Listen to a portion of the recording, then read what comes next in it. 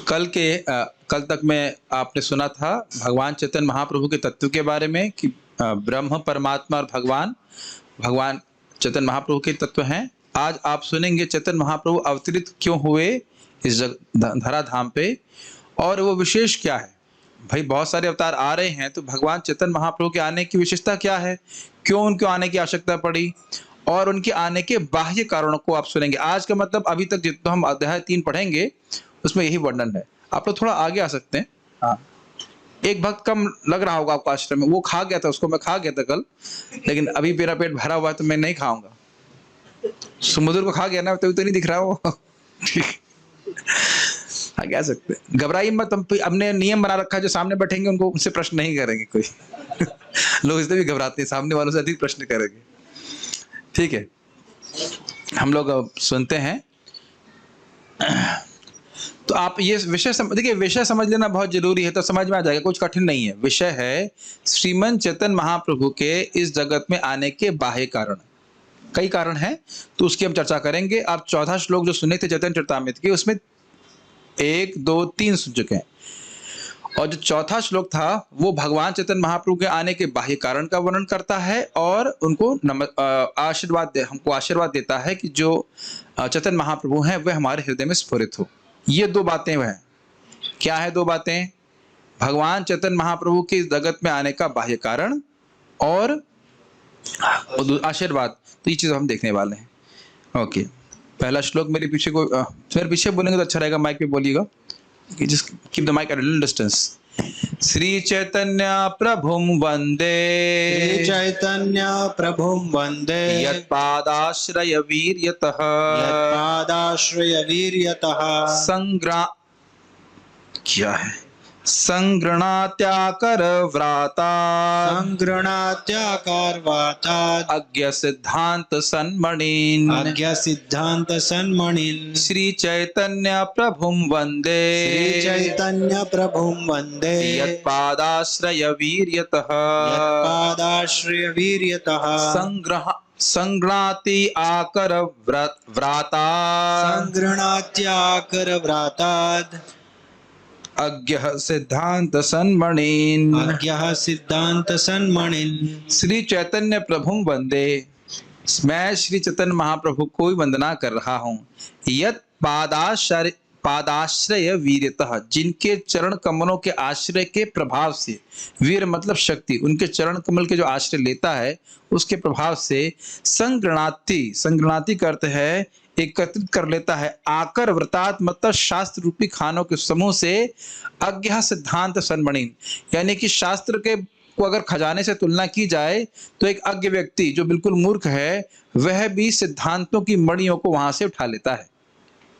बहुत सारे शास्त्र हैं, बहुत सारी बातें हैं, लेकिन श्रीमद चैतन्य महाप्रभु के चरणों का जो आश्रय लेता है वह शास्त्र को ठीक से समझ पाएगा, शास्त्रों का क्या सार है वो समझ पाएगा। आगे देखते हैं, कहाँ गया? इजी है, मेरे संग बोल सकते हैं। जय जय श्री चैतन्य जय नित्यानंद, जय अद्वैत चंद्र जय गौर भक्त वृंद। स्पष्ट है, श्रीमन चैतन्य महाप्रभु की जय हो, नित्यानंद प्रभु की जय हो, श्री अद्वैत चंद्र प्रभु की जय हो और गौर भक्त वृंद की जय हो। ओके, नकुल प्रभु आपके पास फाइल है? ठीक। तृतीय श्लोकेर अर्थ कैल विवरण, चतुर्थ श्लोकेर अर्थ शून भक्तगण।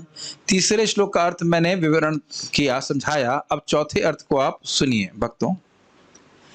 हाँ, इसके लिए आप मेरे पीछे बोलिएगा, इसको हम लोग आवृत्ति करेंगे। ये जो श्लोक है ये चौथा श्लोक है मूल 14 श्लोकों में से। तो चौथे श्लोक में महाप्रभु के आने के बाह्य कारण और आशीर्वाद 2 वस्तुओं का वर्णन हुआ है।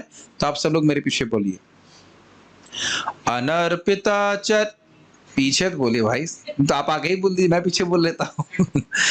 अनर्पिता चरिम चिरात करुणया, अरे भाई रुक जाओ, पूरा बोलने दीजिए। अनर्पित चरिम चिरात करुणयावतीर्णः कलौ, अनर्पित चरिम चिरात करुणयावतीर्णः कलौ, समर्पयितुम् उन्नतोज्ज्वला रसां स्वभक्तिश्रियम् समर्पयितुम् उन्नतोज्ज्वला रसां स्वभक्तिश्रियम् हरिः पुरटसुन्दरा द्युतिकदम्ब सन्दीपितः पुरटसुन्दरा द्युतिकदम्ब सन्दीपितः सदा हृदयकन्दरे स्फुरतु वः शचीनन्दनः हृदयकन्दरे स्फुरतु वः शचीनन्दनः अनर्पितचरिं चिरात् करुणयावतीर्णः कलौ अनर्पितचरिं चिरात् करुणयावतीर्णः कलौ समर्पयितुम् उन्नतोज्ज्वला रसां स्वभक्तिश्रियम् समर्पयितुम् उन्नतोज्ज्वला रसां स्वभक्तिश्रियम् हरिः पुरटसुन्दरा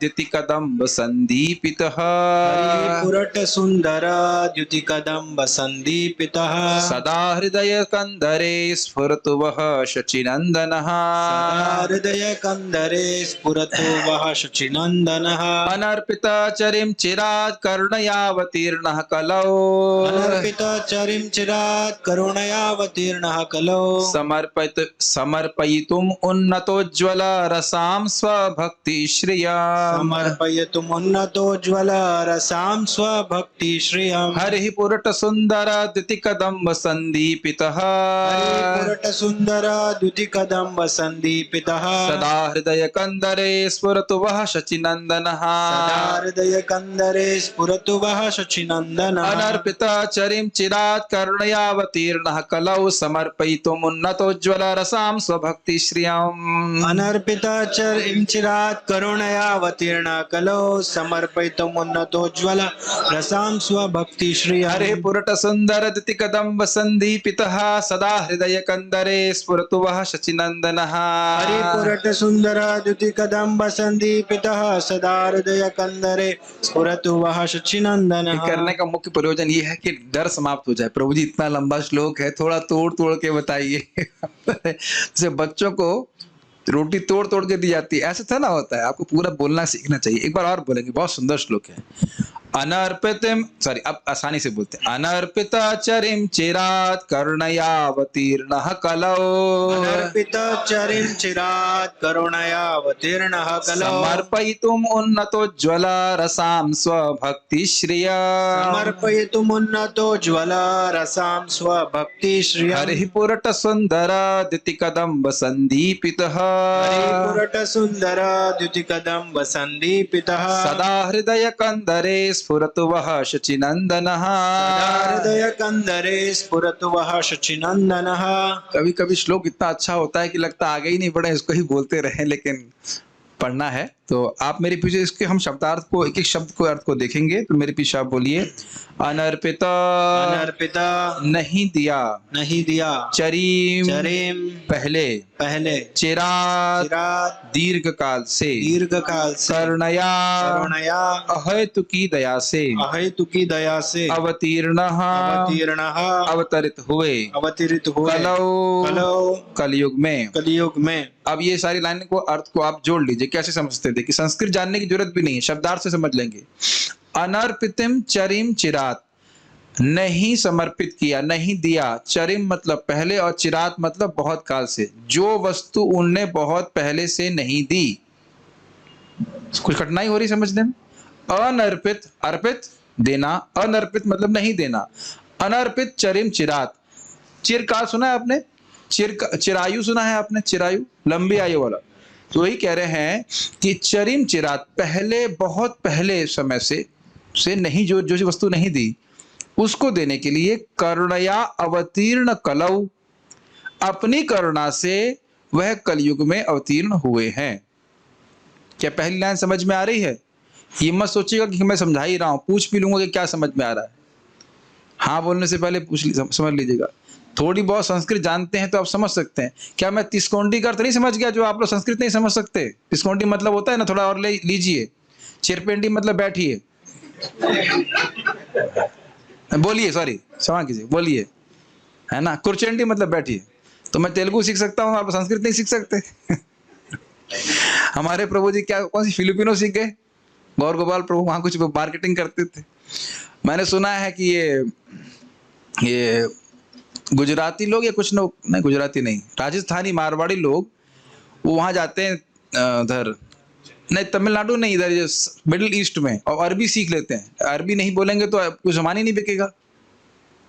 तो थोड़ा कठिन नहीं है, कुछ कठिन लग रहा है समझने में। पहली लाइन, अनर्पितिम अनर्पिता चरिम चिरात। चरिम मतलब पहले, बहुत पहले समय से जो कुछ नहीं दिया उसको देने के लिए अपनी करुणा से कलयुग में अवतीर्ण हुए। क्लियर समझ में आया पहली लाइन? कुछ कठिनाई हो रही है? ठीक। अब वो कह रहे हैं क्या देने के लिए है, तो देखिए, समर्पयितुम, बोलिए, समर्पयितुम, प्रदान करने के लिए, प्रदान करने के लिए, उन्नत उन्नत, उन्नत, उन्नत, उज्ज्वल रसाम, उज्ज्वल रसाम, उज्ज्वल माधुर्य रस, उज्ज्वल माधुर्य रस, स्वभक्ति, स्वभक्तिम, अपनी भक्ति का, अपनी भक्ति का, श्रियम, श्रियम, खजाना। खजाना। अब क्या हुआ अर्थ? समर्पयितुम उन्नत उज्ज्वल रसाम, जो उन्नत उज्ज्वल रस है, जो गोपियों का माधुर्य प्रेम है भगवान कृष्ण के प्रति, उस जो बहुत उन्नत है, सारे रसों में सर्वश्रेष्ठ है, उसको देने के लिए आए। कोई कठिनाई? इजी। स्वभक्ति श्रियाम, अपनी भक्ति का खजाना। ये बात आप कान से ग्रहण कर लीजिए, क्योंकि इन्हीं बातों की व्याख्या कृष्णदास कविराज गोस्वामी जी बंगाली प्यारों में करेंगे कि कौन सी भक्ति के खजाने के बारे में बात कर रहे हैं। ठीक है? कौन वो? हरि ही। हरि मतलब भगवान श्री कृष्ण। ठीक है। हरि ही, हरि ही, परमेश्वर, परमेश्वर, पुरट, पुरट, सुवर्ण से, सुवर्ण से, सुंदर, सुंदर, अधिक सुंदर, अधिक सुंदर, द्युति, द्युति, द्युति, द्युति का अर्थ होता है कांति, अंग कांति। कदम्ब, कदम्ब, समूह, सम- संदीपितः, संदीपितः, प्रकाशित, प्रकाशित, सदा, सदा, सदैव, सदैव, हृदय कंदरे, हृदय कंदरे, हृदय की गहराई में, हृदय की गहराई स्फुरतु, में, स्फुरतु, वे प्रकट हों, वे प्रकट हुए, हों। हाँ, वह वह आपका, आपका, शचीनंदन, शचीनंदनः, माता शची का पुत्र। माता शची का पुत्र। कह रहे हैं हरि ही पुरट सुंदर द्युति कदम्ब संदीपितः। हैं वो कौन? भगवान श्री कृष्ण स्वयं हरि हैं। पुरट मतलब स्वर्ण, और स्वर्ण की से अधिक सुंदर उनकी द्युति है। क्या आपने महसूस किया है कि सोने की कुछ चमक होती है और पिघले हुए सोने की चमक बहुत अधिक होती है? देखा नहीं होगा, लेकिन आप लोग अंदाज लगा सकते हैं कि पिघला हुआ सोना जो है और अधिक दैदीप्यमान होता है, द्युतिमान होता है। द्युतिमान उससे चमक अधिक होती है। तो उससे भी अधिक कदम का मतलब, यहाँ पे कदम का पेड़ नहीं है, कदम का फूल नहीं है, उसको इकट्ठा कर लीजिए तो जितनी उसकी द्युति होगी स्वर्ण की, पिघले हुए सोने की, उससे भी अधिक उनकी सुंदरता है। संदीप तथा उसे प्रकाशमान है वो। ऐसे भगवान सचिनंदन महाराज, भगवान यानी कि सची माता के पुत्र, सदा हृदय कंदरे स्फुरतु। वह मतलब आपके, वह मतलब वह और हा नहीं है, वाह के बाद यहाँ पे क्या है? विसर्ग कहते हैं इसको, विसर्ग लगा है। तो वह मतलब आप सभी के हृदय में सदा स्फुरित हो। स्फुरित का अर्थ थोड़ा समझ लीजिए। कभी कभी हम पहले भी बता चुके हैं इस बात को कि हम जब करते हैं, कभी कभी भगवान के नाम के में बहुत सुंदर हमको सुख मिलता है और उसको आप एक्सप्लेन नहीं कर सकते, उसको स्फुरना कहते हैं। सब ऐसे देख रहे हैं, जैसे लग रहा है कभी हुआ ही नहीं। कभी नहीं लगा आपको जब करते समय? उसको आप कुछ एक्सप्लेन नहीं कर सकते, लेकिन वह स्फूर्ति होती है। और इसको आगे जाकर के, और अगर जो उन्नत अवस्था होती है, इसमें भगवान का हृदय, भगवान का रूप, रस, सब कुछ है वो सब हृदय में स्फुरित होता है। स्फुरित मतलब स्पॉन्टेनियसली मैनिफेस्टेड, स्वतः प्रकाशित। यस। और जो वस्तु स्वतः प्रकाशित है वो आपके कहने से जाएगी नहीं। ग्रहण कर रहे हैं? जब श्रीमान चैतन्य महाप्रभु आपके हृदय में स्फुरित हो जाएंगे, तो स्फुरित का मतलब ही है ना कि अपने से प्रकाशित हुए हैं। तो आपके कहने से जाएंगे नहीं। कहने करते अगर आप चाह भी लेंगे, बस चाहोगे तो नहीं, लेकिन चाह भी लेंगे भाई भगवान कृष्ण हमारे हृदय से चले जाएं, तो जाएंगे भी नहीं।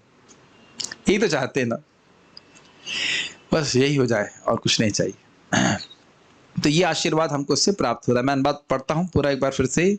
वे भगवान जो श्रीमती सच्ची देवी के पुत्र के रूप में विख्यात हैं, आपके हृदय की गहराई में दिव्य स्थान ग्रहण करें।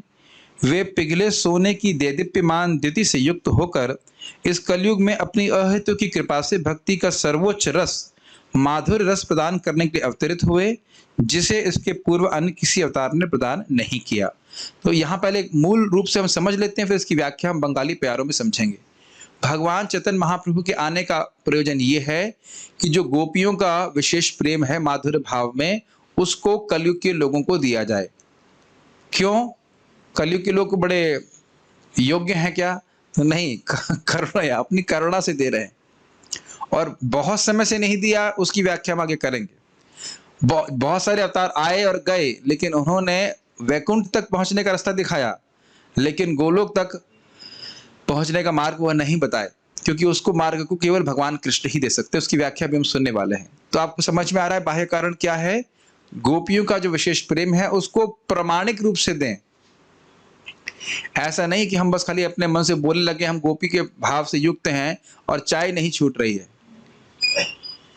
या बीड़ी नहीं छूट रही है। आप लोग नहीं ऐसे हैं, लेकिन ये बहुत महत्वपूर्ण है।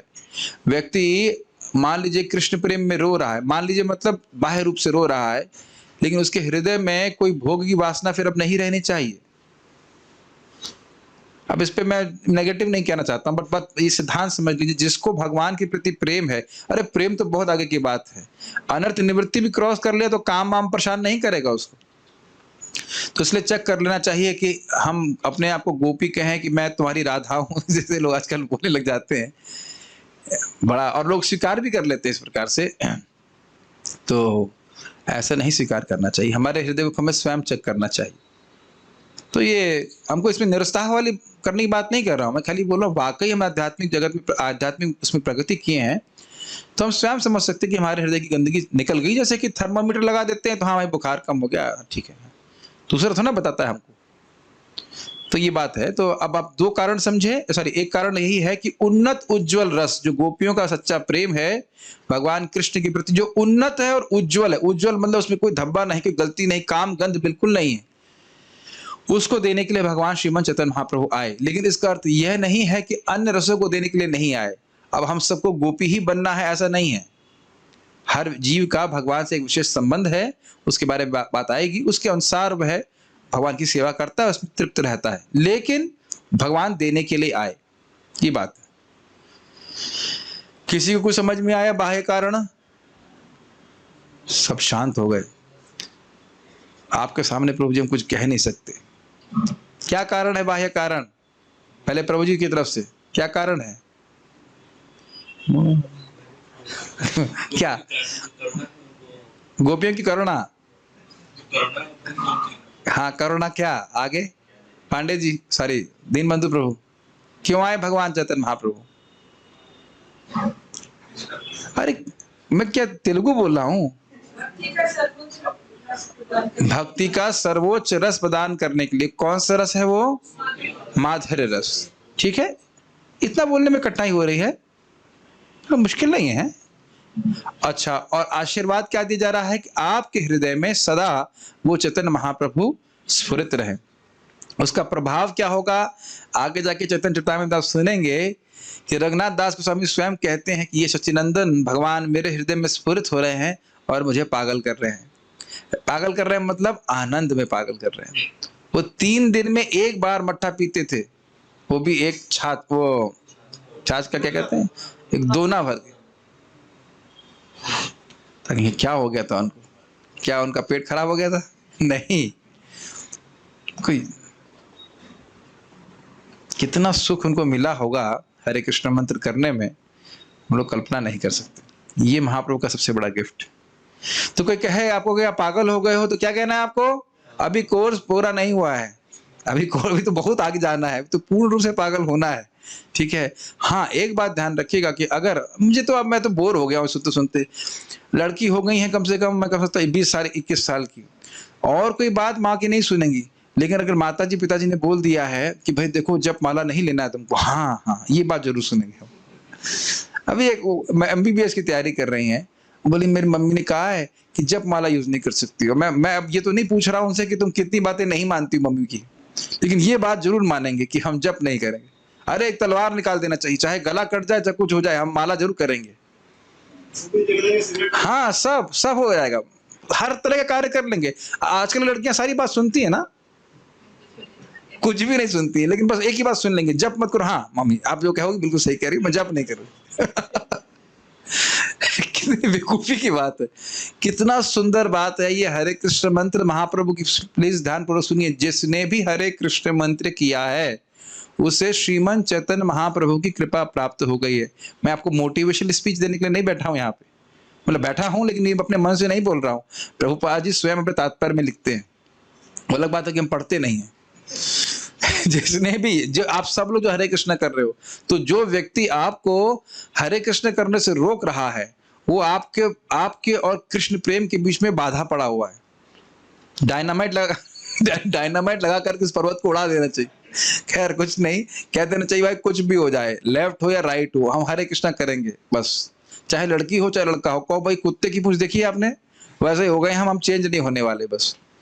अब ऐसे स्वीकार कर लो, हम स्वीकार कर लेते हैं कि नहीं। लड़का चरसी हो जाता है तो स्वीकार कर लेते हैं कि नहीं, चरस पी रहा है, क्या करे, लड़का है कि नहीं। तो कब भाई हम चरसी हो गए हैं, मतलब हरे कृष्ण मंत्र की नशा हमको चढ़ गया, हम कुछ नहीं कर सकते, हम छोड़ नहीं सकते उसे। कुछ नहीं होगा, कुछ भी नहीं होगा। एक माला छीन लेंगे हम, दूसरी माला पहुंचवा देंगे, फिर वो छीन लेंगे तो तीसरी पहुंचवा देंगे।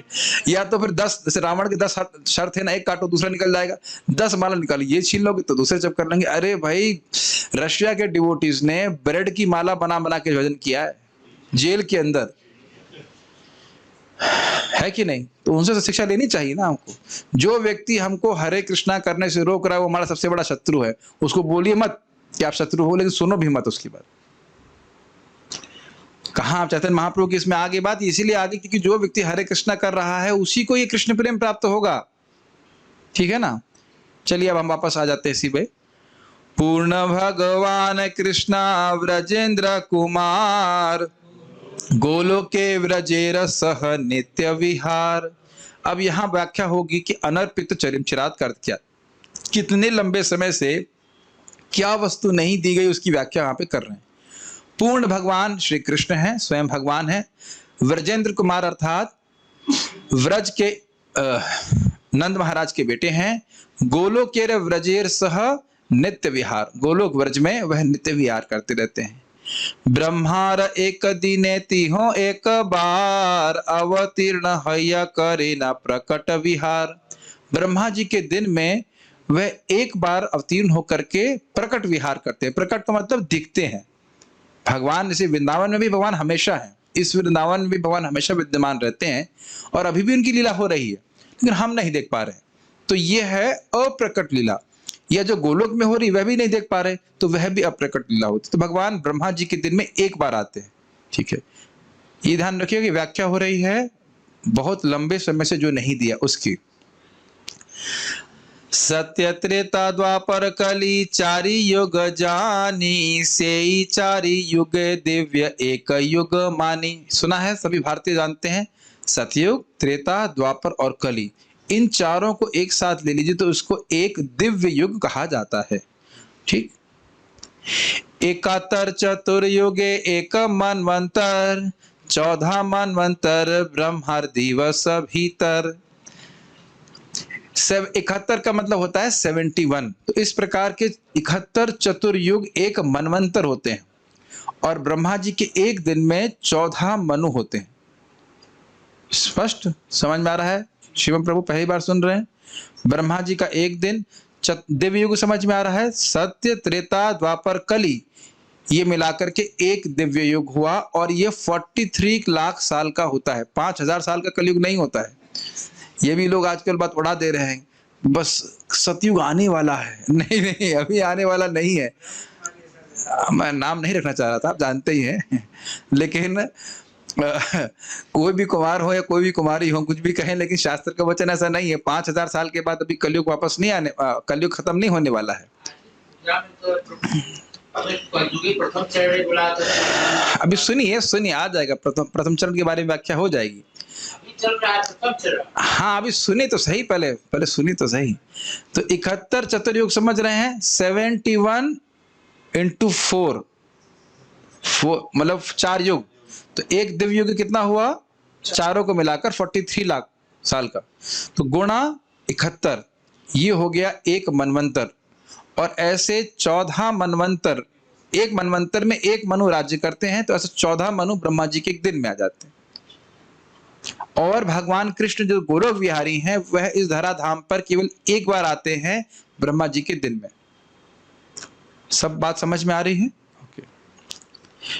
वैवस्वत नाम ए सप्तम मनवंतर 27 चतुर्युग तहार अंतर।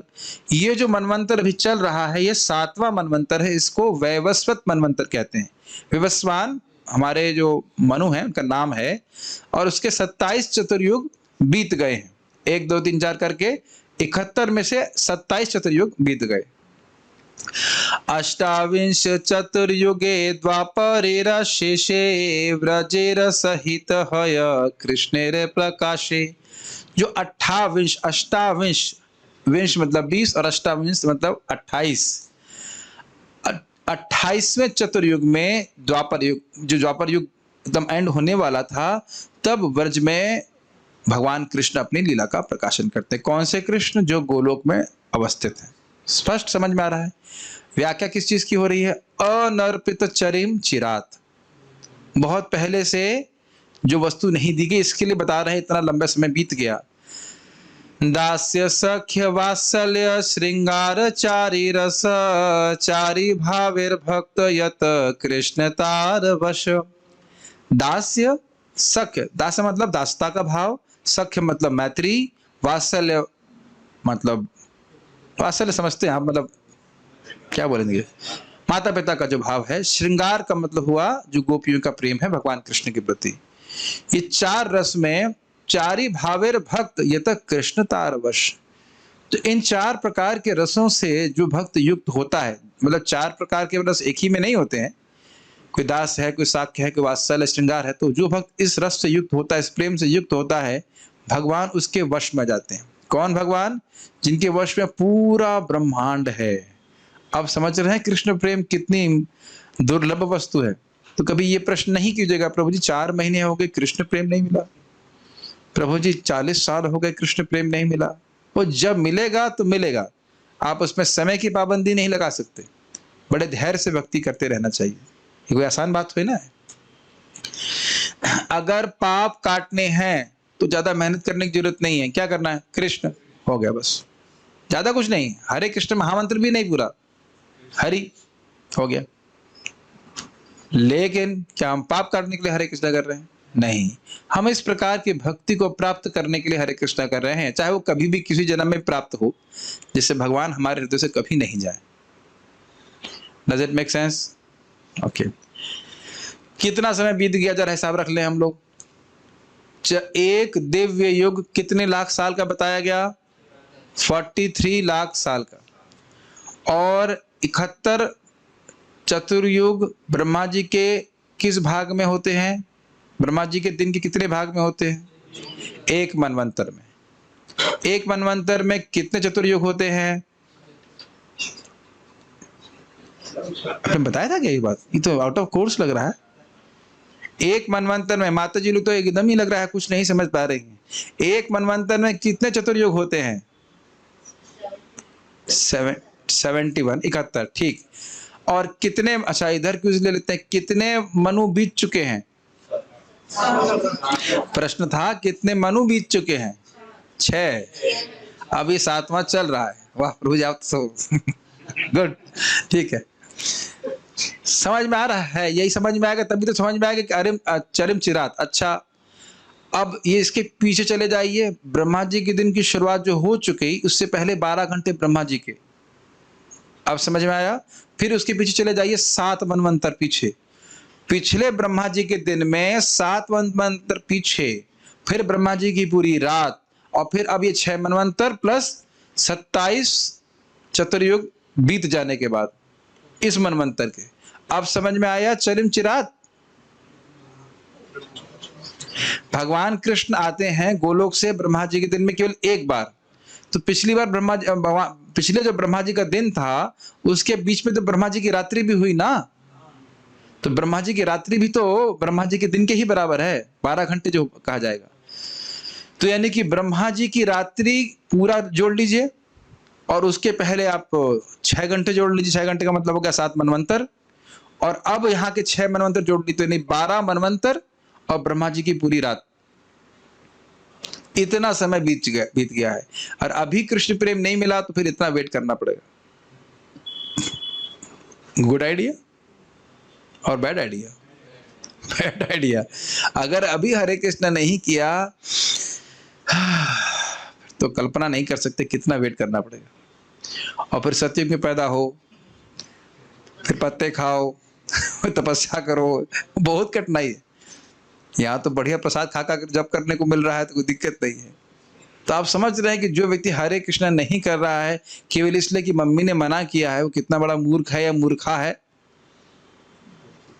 कितनी बड़ी आप MBBS हो या BTech हो, यह तो मिलता ही रहता है जन्म जन्मांतर।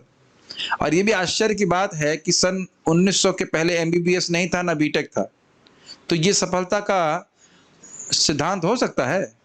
वैद्य हुआ करते थे, वैद्यनी भी होती होंगी शायद, पता नहीं, लेकिन MBBS और BTech या MTech जिसको हमने आज मानव जीवन की सफलता का मानदंड बना लिया है। मेरी भाषा समझ में आ रही होगी कि ये करेगा तभी सफल होगा, ये तो नहीं था ना 1900 के पहले।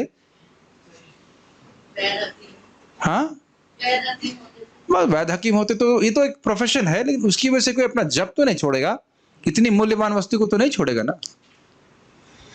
और कोई अपने मन से तो बात बोली नहीं जा रही, शास्त्र का वचन है। तो जो बुद्धिमान व्यक्ति है वह अपना जीवन चलाने के लिए बस जो कार्य कर रहा है वो करे, और बाकी समय उसको भगवान की भक्ति के लिए ही लगाना चाहिए, वो बुद्धिमान व्यक्ति है। और उसमें भी हरे कृष्णा कृष्णा कृष्णा हरे हरे, हरे राम राम राम हरे हरे, ये उच्चारण करने में लगा है। इस अध्याय में आपको भगवान के नाम के बारे में भी बहुत अच्छी बातें समझ में आएगी।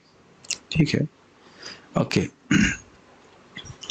दास सखा पिता माता कांत गण लैया, व्रजे क्रीड़ा करे कृष्ण प्रेमाविष्ट हैया। अपने दासों को, सखाओं को, पिता और माता और अपनी प्रेमिकाओं को, गोपियों को लेकर के ब्रज में क्रीड़ा किए कृष्ण प्रेमाविष्ट होगा, प्रेम में आविष्ट होकर के आनंद लिए उसका। इतना आनंद में थे भगवान कृष्ण की भूल गए थे कि दैत्यों को भी मारना है। श्रीमद् भागवत में आप पढ़ेंगे कि नारद जी आकर के बताते हैं, अरे भाई आपके पास प्रार्थना की गई थी कि आप आइए, अवतीर्ण हो, दैत्यों को मारना है, थोड़ा वो भी कुछ कर दीजिए। तो भगवान बिल्कुल भूले हुए थे। आप वहां तक पहुंच सके हम लोग तो जरूर हम उसको देखने वाले वहां पर। और अगर कोई सुनना चाहते हैं तो परम पूज्य राधा गोविंद महाराज ने अक्रूर मनोरथ वो सुनाया है, बहुत सुंदर कथा है, बहुत सुंदर कथा है। किस प्रकार से भक्तों के सभी मनोरथों को भगवान पूर्ण करते हैं। बहुत अच्छा, बहुत अच्छा। अब बोल रहा हूं तो फिर से एक लालसा हो रही, फिर से उसी सीरीज को सुनूंगा। फिर रुक्मणी मंगलम सुन रहा हूँ, फिर वो सुनूंगा, बहुत अच्छा है। तो वहां पे वही बात आ रही है कि भगवान इतने विभोर हो गए थे कृष्ण प्रेम में, भक्तों के प्रेम में, भूल ही गए कि उनको मारना है दैत्यों को। तो फिर नारद जी आते हैं, उनको याद दिलाते, चलिए थोड़ा वो काम भी कर दीजिए। तो इस प्रकार से फिर भगवान जाते हैं। यथेष्ट विहरे कृष्ण करे अंतर्ध्यान, अंतर्धान करी मने करे अनुमान। ये क्या है, ये अलग गलत टाइप हुआ है क्या? ये सिनोनिम्स आ गया था तो उसका एक अंश। अच्छा अच्छा, ठीक ठीक ठीक। तो कह रहे हैं यथेष्ट विहारी कृष्ण करे अंतर्धान। इष्ट मतलब इच्छा, यथेष्ट मतलब जितनी उनकी इच्छा हुई तब तक कृष्ण ने विहार किया इस जगत में, और फिर अंतर्धान हो गए। अंतर्धान होने के बाद मने करे अनुमान, उन मन में सोचने लग गए। चिरकाल नाही करी प्रेम भक्ति दान, भक्ति बिना जगत तेरे नाही अवस्थान। चिरकाल बहुत लंबे समय से मैंने अपनी प्रेम भक्ति का दान नहीं किया। भक्ति के बिना जगत की कोई अवस्थिति नहीं है। जगत में ये तो है ही, और क्या। अगर सोचिए हमारे जीवन में भक्ति नहीं होती तो कितना बोरिंग होता ना। भले लग रहा है कि भक्ति का जीवन बहुत टफ है, रोज सुबह उठो, रोज उठो, मंगल आरती जाओ, रोज जप करो, रोज इस व्यक्ति को सुनो शाम को। अब कोई जो भी ज्वाइन कर रहा है मुझसे पहले बोल देता हूँ, भाई देखो 2 घंटा श्रवण करना ही होगा, देख लो भाई, नहीं पसंद आया तो कोई बात नहीं,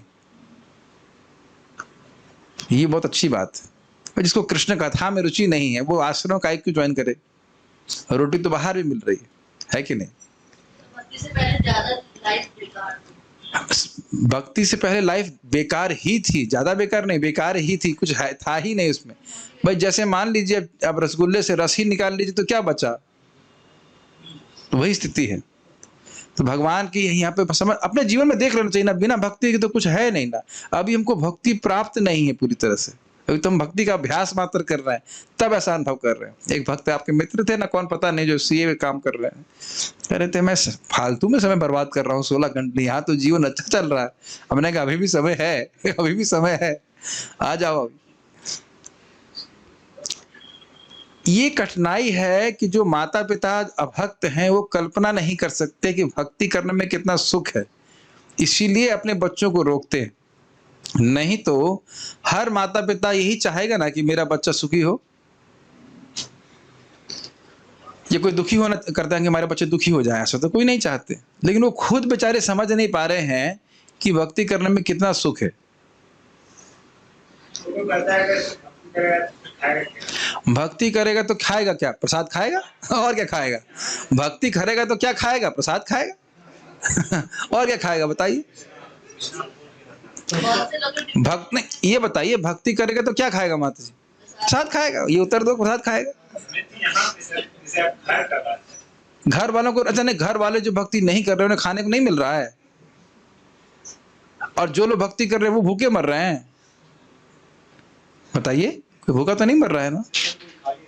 हाँ, इतना प्रसाद हम होता है कि नहीं नहीं नहीं करते रहते। ये सब तो खाली कहने की बात। और ऐसा भी तो नहीं कहा जा रहा कि पूरा दिन ही माला करते रहो, थोड़ा बहुत काम कर, लेकिन थोड़ा बहुत ही। मुख्य प्रयोजन है भगवान का नाम जप करना। अच्छा, कभी कोई कह भी देना कि भक्ति करोगे तो खाओगे क्या, उनसे पूछो खाएं क्यों? खाओगे क्या नहीं, ये प्रश्न कीजिए कि खाएं क्यों, जिए क्यों, ये प्रश्न कीजिए। क्यों खाएं? कहेंगे जीने के लिए, तो जिए क्यों? तो ये भागवत बोलते हैं ना, जीवस तत्व जिज्ञासा, जियो इसलिए ताकि तत्व जिज्ञासा करो। अब वो बात उनको समझ में नहीं आएगी, लेकिन यही तत्व है कि जिज्ञासा करे कैसे मैं भगवान की भक्ति को प्राप्त कर सकूं। ये खजाना हमारे हृदय में ही है, केवल ढका हुआ है। हाँ, तो जानने वालों के संग रहेंगे। अब देखिए, अब यहां थोड़ा अंतर है। कौन सी? स्वभक्ति श्रेयम, ये पढ़े थे ना श्लोक, स्वभक्ति श्रेयम, अपने भक्ति के खजाने को देने के लिए आए। तो इसको जरा ध्यान पूर्वक सुनिए।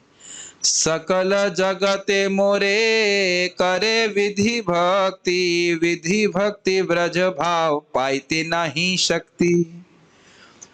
भगवान अब सोच रहे हैं कि पूरे जगत में लोग मेरी वैधि भक्ति करते हैं, मुझे भगवान मान करके पूजा करते हैं, तो ऐसी प्रकार की विधि भक्ति से ब्रज का भाव प्राप्त नहीं हो सकता है। ये बात बोल रहे हैं। ऐश्वर्य ज्ञाने ते सब जगत मिश्रित, ऐश्वर्य शिथिल प्रेमे नाही मोर प्रीत। कि मेरे ऐश्वर्य को जान करके ये परम भगवान है, उनका ज्ञान मिश्रित रहता है। भक्ति तो करते ही हैं, लेकिन ये भगवान है जिनकी मैं पूजा कर रहा हूं। ऐश्वर्य शिथिल प्रेमे नाही मोर प्रीत। तो अगर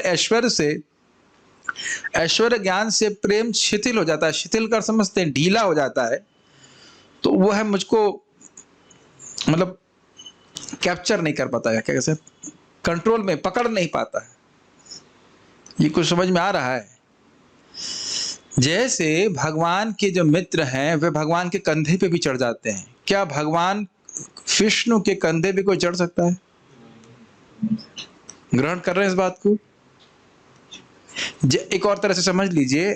एक बार एक घटना हुई, विंस्टन चर्चिल, दूसरा विश्व युद्ध हो रहा था और उस समय वह बहुत शक्तिशाली व्यक्ति थे।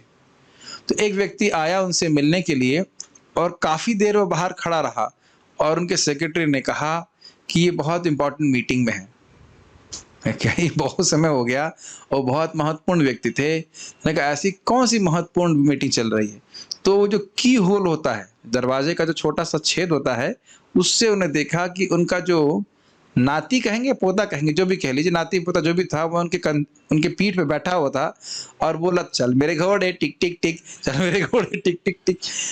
अब वो है व्यक्ति इंग्लैंड का प्राइम मिनिस्टर, लेकिन उसको बड़ा सुख मिल रहा है कि मेरा पोता या नाती जो भी रहा हो वो मुझे घोड़ा बनाकर चला रहा है। अब ये बताइए, अगर वो नाती सोचने लग जाए भाई ये तो ब्रिटेन के प्राइम मिनिस्टर हैं, मैं इनकी पीठ पे कैसे चढ़ सकता हूं, तो क्या वह मतलब जैसे ये ज्ञान आ जाएगा तो क्या वह पीठ पे चढ़ेगा? नहीं चढ़ेगा ना। और पीठ पे नहीं चढ़ेगा तो प्राइम मिनिस्टर को भी आनंद नहीं आएगा। और जैसे वो बाहर निकलेंगे तो यस, जैसे बाहर आएंगे वही व्यक्ति सब लोग उनके सामने नतमस्तक होंगे या उनको सम्मान करेंगे। अब तो समझ में आ गया होगा मैं क्या कहना चाहता हूं। तो भगवान का जो प्रेम है, जब ऐश्वर्य ज्ञान हो जाता है कि भाई भगवान है, ये है, वो है, तो फिर व्यक्ति का प्रेम शिथिल हो जाता है। तो उस प्रकार से आत्मीय भावना से कृष्ण को भगवान की सेवा नहीं कर सकता है जितना कि उस भाव से करता है जब ये जो 4 भाव आपने बताया ना, दास से साक्य, वात्सल्य और माधुर्य इत्यादि। मुझे लगता है कुछ कुछ तो समझ में आ रहा होगा, इतना कठिन तो नहीं है विषय। ऐश्वर्य ज्ञाने विधि भजन करिया, वैकुंठ के जाए चतुर्विध मुक्ति पाइया। ऐश्वर्य ज्ञान से जब कोई व्यक्ति विधि भजन करता है, भगवान को ऐसे प्रणाम करो, भगवान की ऐसी सेवा करो, ये बहुत जरूरी है, लेकिन इससे क्या होता है, वैकुंठ के जाए चतुर्विध मुक्ति प्राय, यानी कि 4 प्रकार की मुक्ति पाता है वैकुंठ में। सालोक्य, सामीप्य, सार्ष्टि और सारूप्य। सालोक्य मतलब भगवान के ही लोक में रहना, सारूप्य मतलब भगवान जैसा रूप प्राप्त करना, सार्ष्टि मतलब भगवान जैसा ऐश्वर्य प्राप्त करना, और सामीप्य मतलब भगवान के पास रहना। ये बात है। लेकिन किसके पास रहना? भगवान के पास रहना। वहां मालूम रहेगा कि हम भगवान के पास हैं। जैसे बृहत भागवतामृत में गोप कुमार जब वैकुंठ में जाते हैं तो उनका भाव है साक्य का, तो कृष्ण को देख के ही, उसको देखते ही दौड़ने लग जाते हैं और मदन गोपाल कहने लगते हैं। तो वैकुंठ के वासी कहते हैं ऐसे नहीं करते, ऐसे नहीं करते, इस प्रकार से कृष्ण को नहीं पुकारते हैं, भगवान को नहीं पुकारते हैं। तो वहां उनका प्रेम शिथिल है। अच्छा, कृष्ण भी उनको देख करके एकदम, वह तो वही हैं विष्णु, वो भी देख के विवल हो जाते हैं, लेकिन अपने को संयमित कर लेते हैं कि यहाँ पे हम इस प्रकार से प्रेम प्रदर्शित नहीं कर सकते। तो ऐसे फिर आगे जाके वो गोलोक में जाते हैं तो वहां कृष्ण आलिंगन करते हैं, बेहोश हो जाते हैं, खेलते कूदते सब कुछ है। तो ये अंतर है। कुछ समझ में आ रहा है? बुझते पारी? ठीक, ओके। तो आप समझ रहे ना, ये विशेष प्रकार की भक्ति महाप्रभु देने आए जो कि साक्षात कृष्ण है। सार्ष्टि, सारूप्य और सामीप्य, सालोक्य, सायुज्य न लय भक्त याते ब्रह्म ऐक्य। तो इनकी व्याख्या मैंने करी। सार्ष्टि मतलब भगवान के समान ऐश्वर्य, सारूप्य मतलब भगवान के स्वरूप, सामीप्य मतलब भगवान के पास, और सालोक्य मतलब उनके जैसा लोक। तो ये हो गई वैष्णव मुक्ति। और सायुज्य न लय भक्त, सायुज्य को भक्त स्वीकार नहीं करते हैं। सायुज्य का अर्थ क्या है? जो आपने ब्रह्म ज्योति सुना था ना, ब्रह्म ज्योति भगवान श्री कृष्ण के अंग से निकलने वाली कांति, तो उसमें जाकर के आत्मा मिल जाए, मिल नहीं जाती है लेकिन अवस्थित हो जाए, तो वहां उसको इंद्रियां प्राप्त नहीं होती हैं जिससे वह कृष्ण की सेवा कर सके। शिवम प्रभु, कुछ समझ में आ रहा है या ऊपर से जा रहा है? थोड़ा थोड़ा ऊपर से जा रहा है, थोड़ा थोड़ा आ रहा है।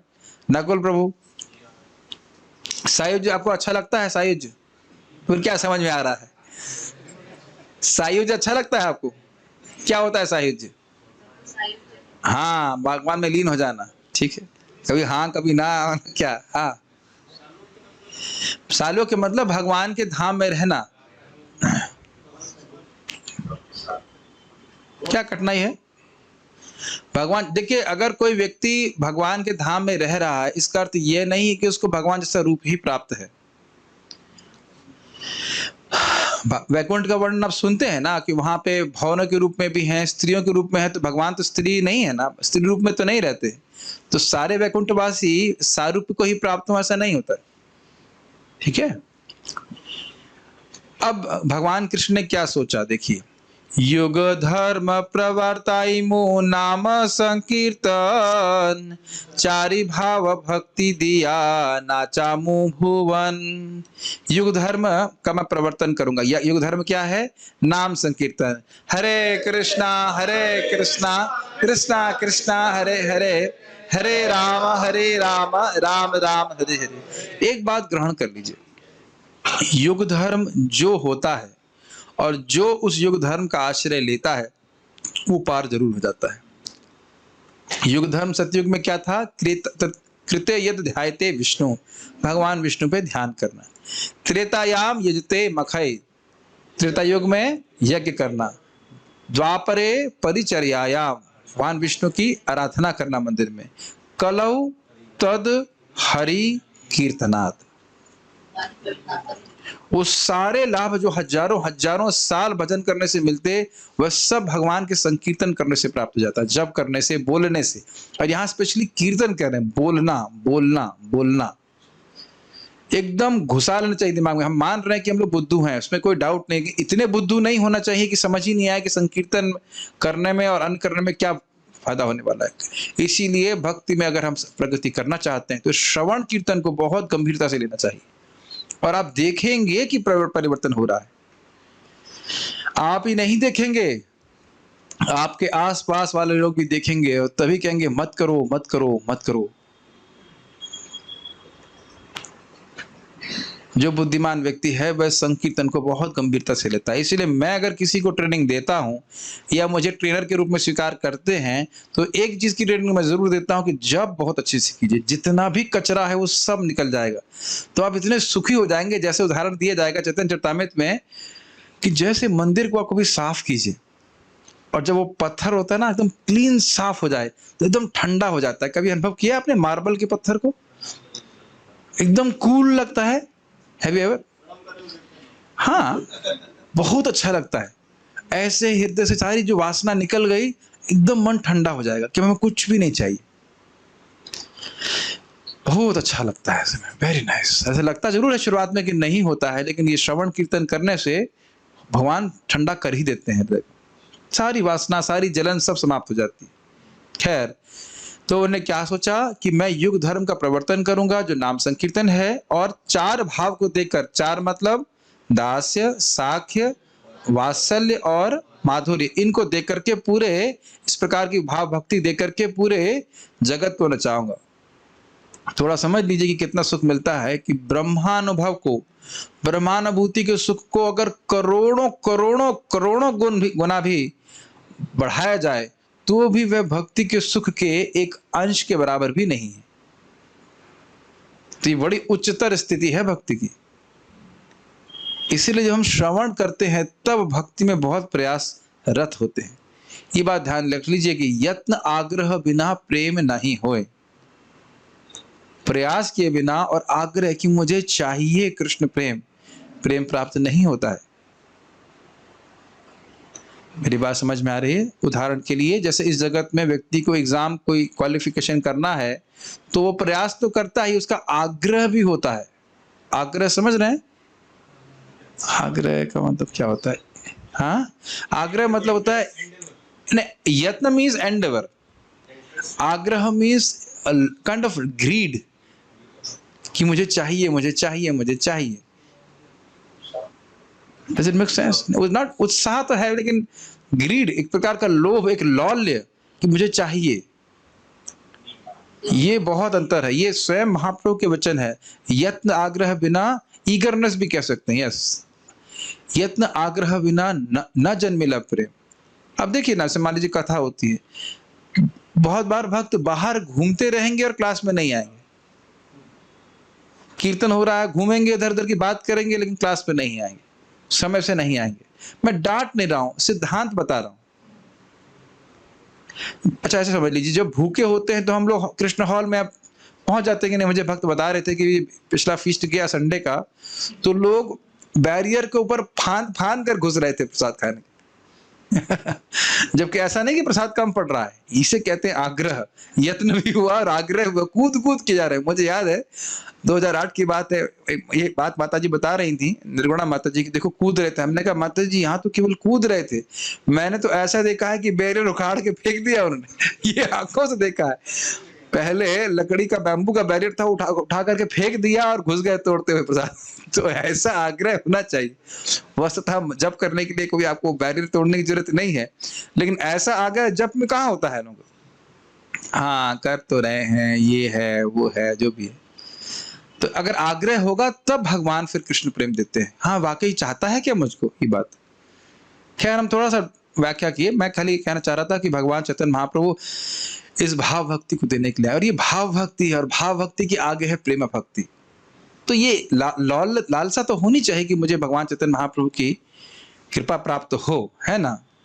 और बहुत इजी बात ये है, ये आपके लिए बहुत आसान होगा। आप देखना, तृणादपि सुनिचेना तरुरपि सहिष्णुना अमानेना माने देना कीर्तियां सदा हरि। ये आप सुन तो चुके हो, अभ्यास करना शुरू कीजिए।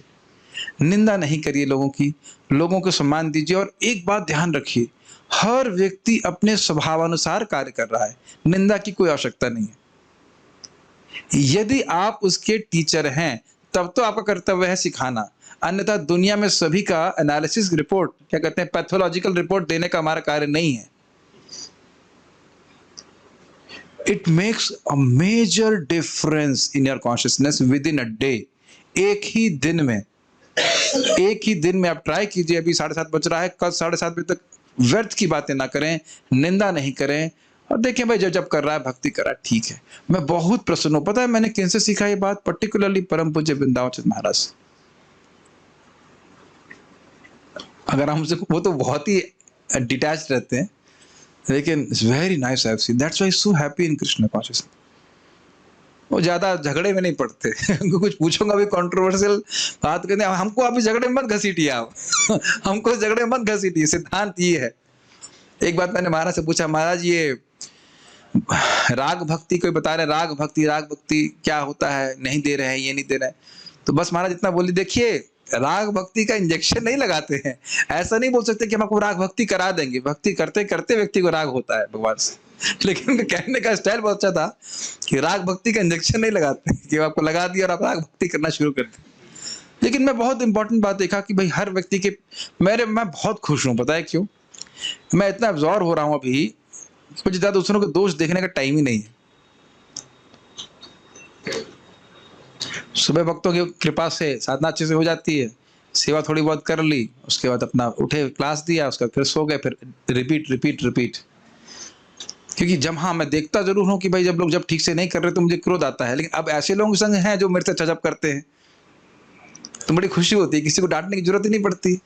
पहले देखो 1-2 लोग का मौका मिल जाता था सोने के लिए, अब तो वो भी सोना भी छोड़ दिए, तो अब डांटने का मौका ही नहीं रहता है। सब तो अच्छे बच्चे हैं, सब सीख गए। भाई जूब में तो जब करने वही आएगा ना जो उसको जब करना है, किराए देने के लिए तो आएगा नहीं। जब को इम्प्रूव करने के लिए आ रहे, तो एक एनर्जी है। मैं बहुत खुश हूँ भाई। इस समय भी जो जूम पे को भक्त आए हैं उनको पकड़ तो ना सकते हैं, वो सुनने की इच्छा से आए हैं।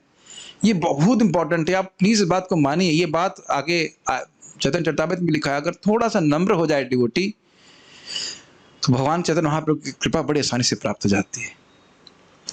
कोई कठिनाई नहीं है। बस आप पता नहीं मेरी बात समझ पा रहे हैं कि नहीं। हर व्यक्ति अपने स्वभाव के अनुसार कार्य कर रहा है और वो उसे करेगा ही। अगर वो आपका शिष्य नहीं है तो उसको शिक्षा देने की कोई जरूरत नहीं, ना उसके दुर्गुणों को चर्चा करने की जरूरत है। ये सब श्रीमद् भागवतम की बातें हैं।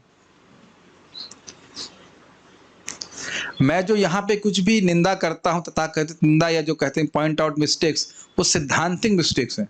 किसी व्यक्ति विशेष के लिए नहीं बोल रहा हूँ कि वो ऐसा कर रहा है वो ऐसा कर रहा है।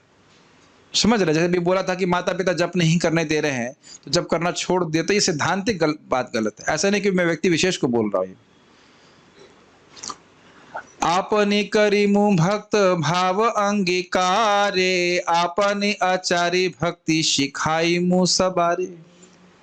अरे तो अब आप, ठीक है मैं समझ रहा हूं कि आप भक्ति देना चाहते हैं, तो आपको आने की क्या जरूरत है? तो कह रहे आपने करीमु भक्त भाव अंगीकारे, मैं भक्त के भाव को स्वीकार करूंगा और स्वयं भक्ति करूंगा। आपने आचार्य भक्ति सिखाई मु सबारे, ये बहुत सुंदर बात है। मैं अपने आचरण से सबको भक्ति सिखाऊंगा। ये बहुत महत्वपूर्ण है। हम कहें भाई आप जप कीजिए और दूसरा हम खुद जप न करें तो कौन मानेगा? बताइए हमारी बात।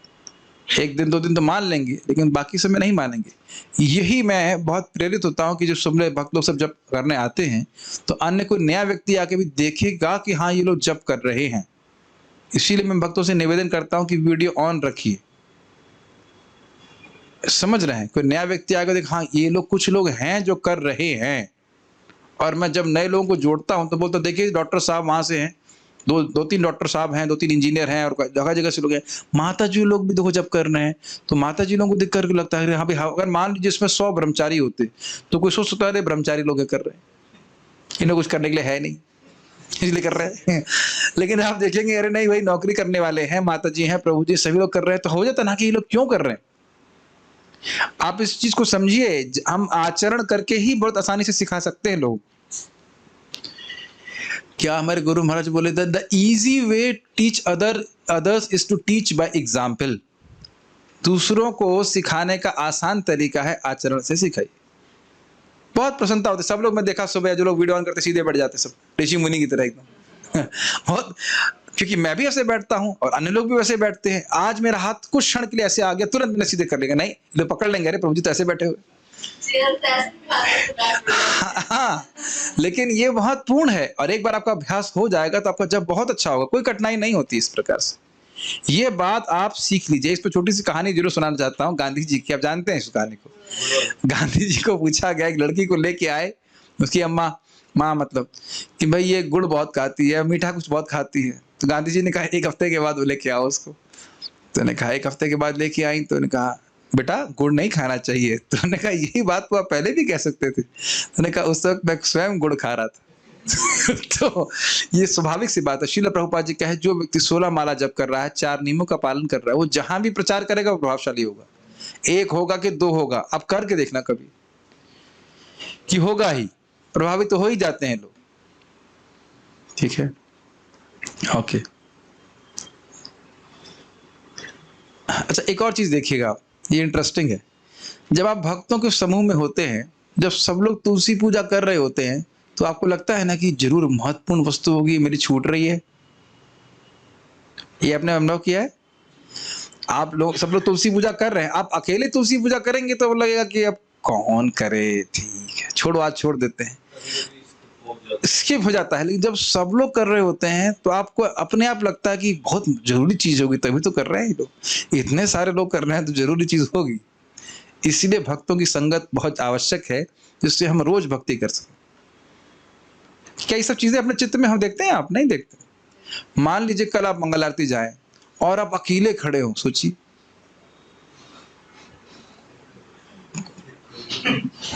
क्या हो गया आज। आपको अब विचार कीजिए, आप अकेले खड़े हो तब कहेंगे मैं यहाँ पे क्यों हूं। और आप देखिए कि जब बड़े आतुरता से भक्त, अच्छा हाँ, एक और बात इसमें देखिए, मंगल आरती समय भगवान के भक्तों को बड़ी आतुरता होती है भगवान को देखने के लिए। तो जो झगड़ा भगवान को देखने के लिए सुबह होता है, वो पूरे दिन नहीं होता, नहीं होता ना। भगवान दिन भर खड़े रहते हैं, कोई झगड़ा नहीं है, सारा झगड़ा सुबह होता है। झगड़ा से मेरा मतलब जो पुशिंग होती है, नहीं हम भी देखें। हाँ, तो ये बहुत गंभीर है कि भगवान के का जो सुख है वह भी हमें ऐसे भक्तों के संग मिलेगा जिनका आग्रह है भगवान की सेवा का। आप लोगों ने कितनी बार देखा है ना कि मंदिर में, कृष्ण हॉल में हम जब बैठ के प्रसाद लेते हैं, बड़ा आनंद आता है, विशेष आनंद आता है इतने सारे भक्तों को प्रसाद देते हुए देखते हुए। ये बड़ी प्रैक्टिकल बात है। हम सब लोग साथ में रह के भक्ति करते हैं तो भक्ति का उत्साह बढ़ जाता है। और हमें हम स्वयं करेंगे तब हम दूसरों को सिखा पाएंगे। ठीक है, अपने न कैल धर्म शिखान न जाए, एत सिद्धांत गीता भागवते गाए। अपने न कैल धर्म, जो व्यक्ति स्वयं धर्म का पालन नहीं कर रहा है, सिखाना ना जाए, वह दूसरे को शिक्षा नहीं दे सकता है। एत सिद्धांत गीता भागवते गाए, इस सिद्धांत को भगवत गीता में और भागवत में गाया गया है, कहा गया है।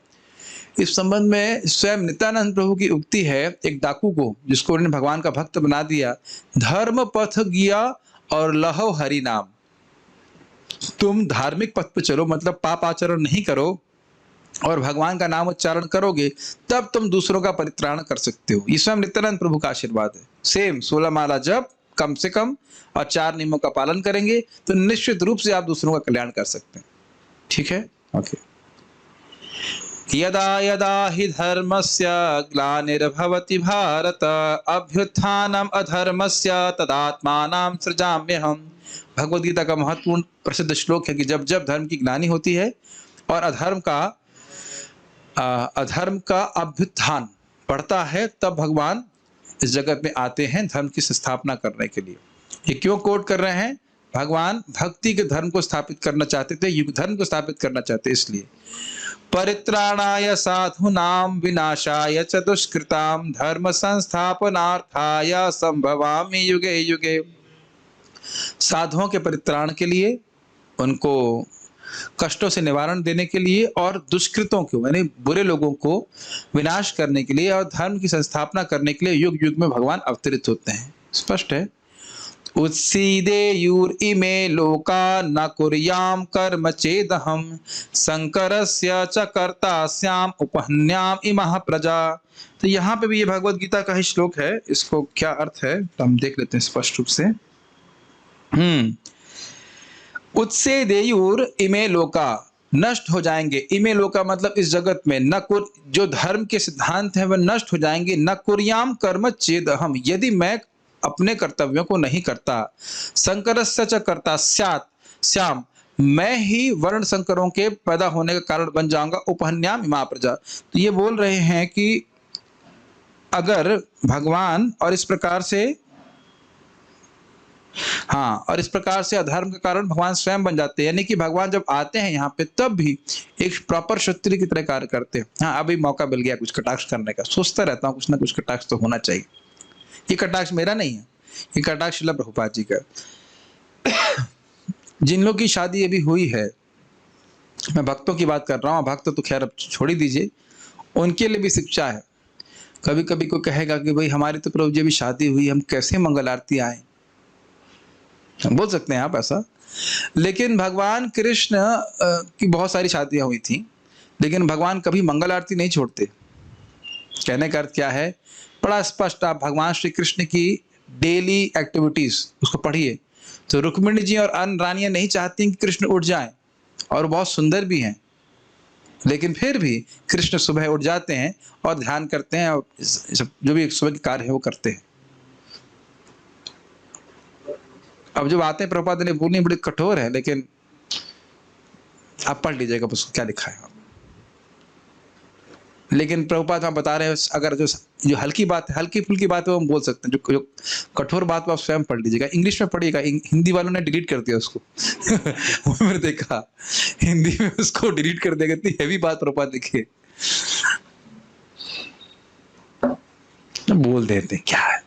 चाहे व्यक्ति अपनी सुंदर स्त्री के, सुंदर पत्नी के आलिंगन में पड़ा भी क्यों ना हो, फिर भी उसे सुबह उठ करके ब्रह्म मुहूर्त में भगवान का ध्यान करना चाहिए। ये बात बोला है प्रभुपाद। और ये भक्तों के बारे में तो होगा ही नहीं, अब भक्त तो कुछ करने ही वाले नहीं, भक्तों के बारे में बोल रहे हैं। तो धर्म जब आप पालन करेंगे तब बच्चे भक्ति करेंगे। तो ये सब नहीं चलेगा कि हम शादी हो गई तो हम मंगल आरती नहीं कर सकते या सुबह जप नहीं कर सकते। ये भोग के लिए हमारा जीवन नहीं बना है। समझ रहे हैं मेरी बात? ये मेरी बात नहीं है। जिससे झगड़ा करना है प्रभुपाद जी से झगड़ा करो, प्रभुपाद जी बोल रहे हैं जब झगड़ा करो आचार्य से झगड़ा करो, हमसे मत करिए। हाँ, ये बात अलग है कि ऐसी बातें कोई बोलता नहीं तो व्यूज कम हो जाएंगे, लेकिन I want to change the view, not get the views. तो यहां बात आ रही है कि भगवान अपने आचरण से दिखा रहे हैं कि आदर्श गृहस्थ को कैसा होना चाहिए। हाँ, ब्राह्मणों की सेवा कर रहे हैं, वैष्णवों की सेवा कर रहे हैं, राजकाज कर रहे हैं, क्यों? ताकि आगे स्थापना हो भक्त की, ऐसे करना चाहिए। अन्यथा भगवान को सब करने की कोई जरूरत नहीं है। अब वह भगवान इस बात को बोल रहे हैं, यद यद आचरति श्रेष्ठस्तत्तदेव तरो जनः स यत् प्रमाणम कुरुते लोकस्तत् अनुवर्तते। जो जो श्रेष्ठ लोग आचरण करते हैं वैसा ही सब एव इतरो जना, जो श्रेष्ठ नहीं है वैसा ही का पालन करते हैं। जो उसको वो प्रमाण मानते हैं कि भाई ये चीज प्रमाणिक है, लोग बाकी लोग सब उसी का अनुवर्तन करते हैं। तो इसलिए भगवान श्री कृष्ण चैतन्य महाप्रभु के रूप में भक्त के रूप में आए। नहीं समझ पा रहे हैं क्या कह रहे हैं? ये सारे श्लोक क्यों कोट कर रहे हैं? भगवान कह रहे हैं जब तक मैं स्वयं आकर के भक्ति नहीं सिखाता तो लोग भक्ति करने वाले नहीं है, इसलिए ये सारे श्लोकों को स्थापित करने के लिए ये बोला जा रहा है। ओके। युग धर्म प्रवर्तन हय अंश हैते आमा बिना अन्य नारे ब्रज प्रेम दिते। अब कोई प्रश्न करेगा, अरे तो आपको जाने की क्या जरूरत है, युग धर्म का प्रवर्तन तो आपके अन्य विस्तार भी कर सकते हैं। तो कहते हैं हाँ, युग धर्म का प्रवर्तन तो है अंश है, मेरे जो अन्य अंश अवतार हैं वह भी नाम संकीर्तन को स्थापित कर सकते हैं। आमा बिना अन्य नारे ब्रज प्रेम दीते, लेकिन जो ब्रज का प्रेम है वह मेरे बिना कोई नहीं दे सकता है, एकदम स्पष्ट है। अब अपना भाग्य समझ रहे हैं आप, ये बात समझ लीजिए कि अगर ब्रज का प्रेम नहीं मिल रहा होता तो आप इस्कॉन के संपर्क में ही नहीं आते, आप चैतन्य महाप्रभु के मिशन में आते ही नहीं। अब दुर्भाग्य ये है कि जो नहीं समझेगा वो चला भी जाएगा। ऐसा मत सोचिए कि लोग नहीं जाते हैं, आते भी हैं और जाते भी हैं। And don't be surprise who goes, be surprise who stays. अब इसको प्रमाणित कर रहे हैं श्लोक से। संतो अवतार बहवः पंकज नाभस्य सर्वतो भद्रः कृष्णात् अन्य कोवलतासु अपि प्रेमोदो भवति। संतो अवतार बहवः, बहुत से अवतार हैं। पंकज नाभस्य सर्वतो भद्र, पंकज नाभ भगवान विष्णु के बहुत से अवतार हैं और सभी भद्र हैं, सभी बहुत ही कल्याणमय हैं। कृष्णात् अन्य कोवलतासु अपि प्रेम दो भवति, लेकिन कृष्ण के अलावा ऐसा कौन है जो ब्रज का प्रेम दे सकता है, मतलब कोई नहीं है, कृष्ण ही दे सकते। ठीक है। ताहतेया पाना भक्त गण करी संगे पृथ्वी ते अवतरी करी मुनाना रंगे।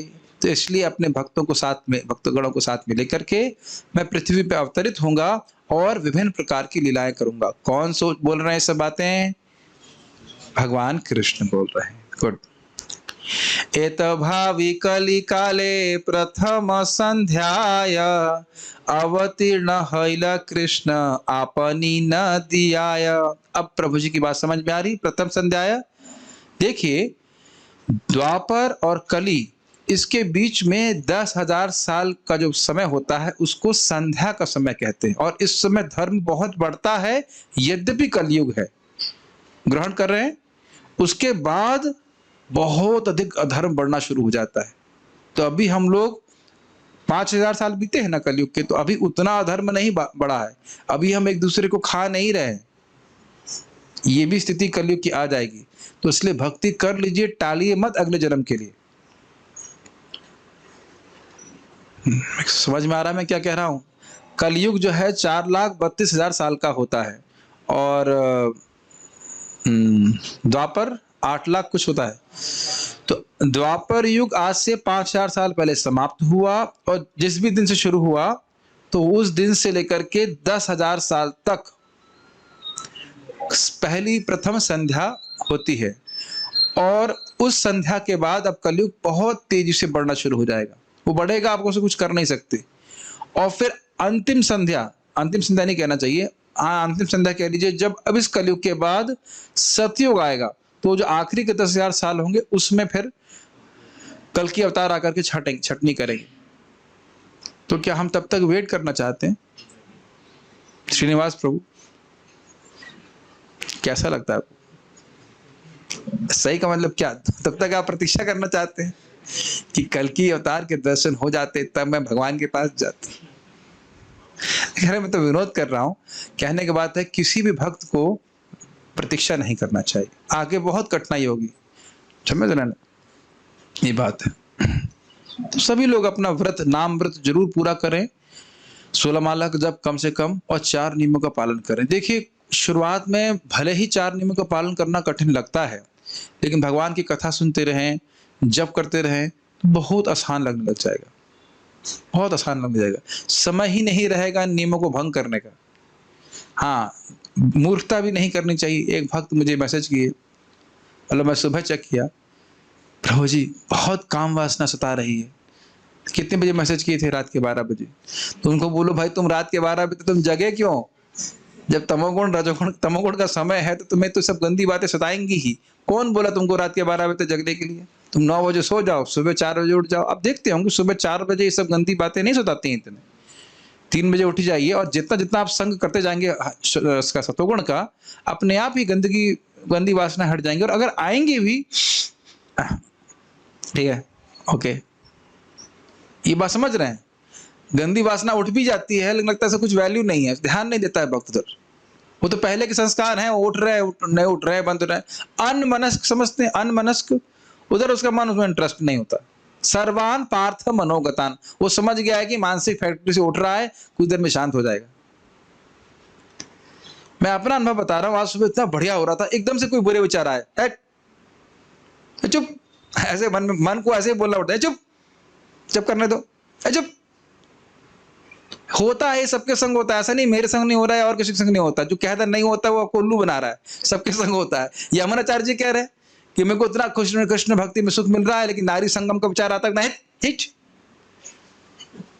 ऐसे करना, एकदम ऐसा होने लगता है, बढ़िया माला हो रहा है, एकदम से अचानक से कोई बुरा विचार आता है। प्रभुपाद जी इसको तात्पर्य में लिखते हैं, लेकिन उधर ध्यान नहीं देना, ठीक है, ये बहुत बड़ी बात है। सर्वान आपूर्य मानवचल प्रतिष्ठम वाला श्लोक आप समझते हो, गीता का हम पढ़ा चुके हैं उस बात को। आज बहुत सारी इच्छाएं आएंगी, हर इच्छा पर थोड़ा कार्य करना है अपने को, तभी तो मन में शांति आती है। एक बार मन शांत होना शुरू हो जाए बहुत अच्छा लगता है, वेरी नाइस। कुछ भौतिक भोग प्राप्त करने की इच्छा नहीं हो, तो हम खाली बात कर रहे थे कि उत्साह से जब कीजिए, भक्ति कीजिए, 16 माला जब करिए एकाग्रता से, आप देखिए कि रियली बहुत इफेक्टिव है। और ये कली काल की प्रथम संध्या चल रही है, इसमें खूब लाइसेंस मिला हुआ है जप करने का, भक्ति करने का। अभी तो केवल माता पिता परेशान कर रहे हैं, आगे कौन कौन परेशान करेगा पता नहीं है कि नहीं, तो इसलिए भक्ति कर लेना चाहिए। तो अवतीर्ण हैला कृष्ण आपनी नदिया, भगवान कृष्ण नदिया में अवतीर्ण हुए। नदिया का मतलब नवद्वीप में अवतरित हुए। क्या आप लोग थक गए? क्या चाय पिलाएं? चाय नहीं पीते आप लोग? अच्छा ठीक। चैतन्य सिंहेर नवदीप अवतार, सिंह ग्रीव सिंह वीर्य सिंहेर हुंकार। चैतन्य सिंह के रूप में वह नवदीप में अवतरित हुए हैं। चैतन्य सिंह मतलब यहाँ पे चैतन्य महाप्रभु को सिंह से उपमा दी जा रही है। सिंह ग्रीवा, उनकी जो गला है वो कैसा है? सिंह के समान, एकदम स्ट्रॉन्ग। सिंह वीर्य मतलब उनकी शक्ति भी सिंह के समान है। और सिंहेर ओंकार, उनकी जो हुंकार है, जो उच्च स्वर में हरे कृष्ण करते हैं, वह भी सिंह के समान है। से सिंह वसुक जीवेर हृदय कंदरे, कलमश द्विरद नाशे यहार हुंकारे। तो कह रहे हैं सिंह वसुक जीवेर कंदर, एक मिनट, इसका अर्थ क्या लेते हैं? वह सिंह प्रत्येक जीव के हृदय के भीतर आसीन हो। आपको याद है ना, इस श्लोक में जो अनार्पित चरम जरात वाला श्लोक था जिसकी व्याख्या हो रही है, उसमें आशीर्वाद दिया गया है। तो ये बोल रहे कि ये जो नवदीप में अवतरित हुए चैतन्य महाप्रभु सिंह स्वरूप, वह आपके हृदय में आसीन हो। फिर क्या करें? हृदय के अंदर में। हाँ, एक और इंटरेस्टिंग बात है कि सिंह प्रायः गुफा में रहता है। सिंह की गुफा होती है कि नहीं? तो इसीलिए कह रहे हैं कि ये चैतन्य सिंह आपके हृदय रूपी गुफा में रहें। और कहा क्या करें? जोर से उसको हुंकार करें। तो कलमश द्विरद नाश्य, द्विरद का अर्थ है हाथी। कलमश रूपी जो हाथी है, मोटे मोटे हाथी, वो भी 6 हाथी। नाम बताओ 6 हाथियों का? काम, क्रोध, लोभ, मोह, मद और मात्सर्य। इन 6 हाथियों को भगा दें केवल अपनी हुंकार से, और वो हरे कृष्ण मंत्र की हुंकार है। प्रथम लीलायातार विश्वंभर नाम, भक्ति रस भरिल भूत ग्राम। प्रथम लीला में उनका नाम विश्वंभर था। प्रथम लीला का अर्थ क्या हुआ? चैतन्य महाप्रभु की लीला को 48 साल को 3 भाग में विभाजित किया गया है। आदि लीला, जैसे हम पढ़ रहे हैं, आदि लीला, मध्य लीला और अंत लीला। तो 24 साल तक, मतलब अवतरित होने के 24 साल तक जो लीला है, उस जो कि नवदीप में हुई, जब तक उन्हें संन्यास नहीं लिया था, उसको कहते हैं आदि लीला। 24 से लेकर के 30 साल तक उसको मध्य लीला कहते हैं, जब उन्हें संन्यास ले लिया। और 30 से लेकर के 48 साल तक, 46 नहीं 48 सुना है मैंने, 48 तक उसको अंत लीला कहते हैं।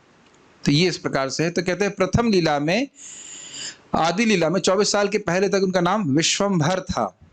क्यों विश्वंभर था, उसकी व्याख्या कर रहे हैं। भक्ति रसे भरीला धरीला भूत ग्राम। इसका अर्थ क्या बता रहे हैं? क्योंकि उन्हें पूरे संसार को भक्ति रूप अमृत से भर दिया। भक्ति रसे भरीला, भर दिया और धरिल भूतग्राम, और इस प्रकार उन्होंने सभी जीवों को, भूतग्राम का मतलब हुआ जीवों का समूह, उनको बचाया। ठीक है, अविद्या से।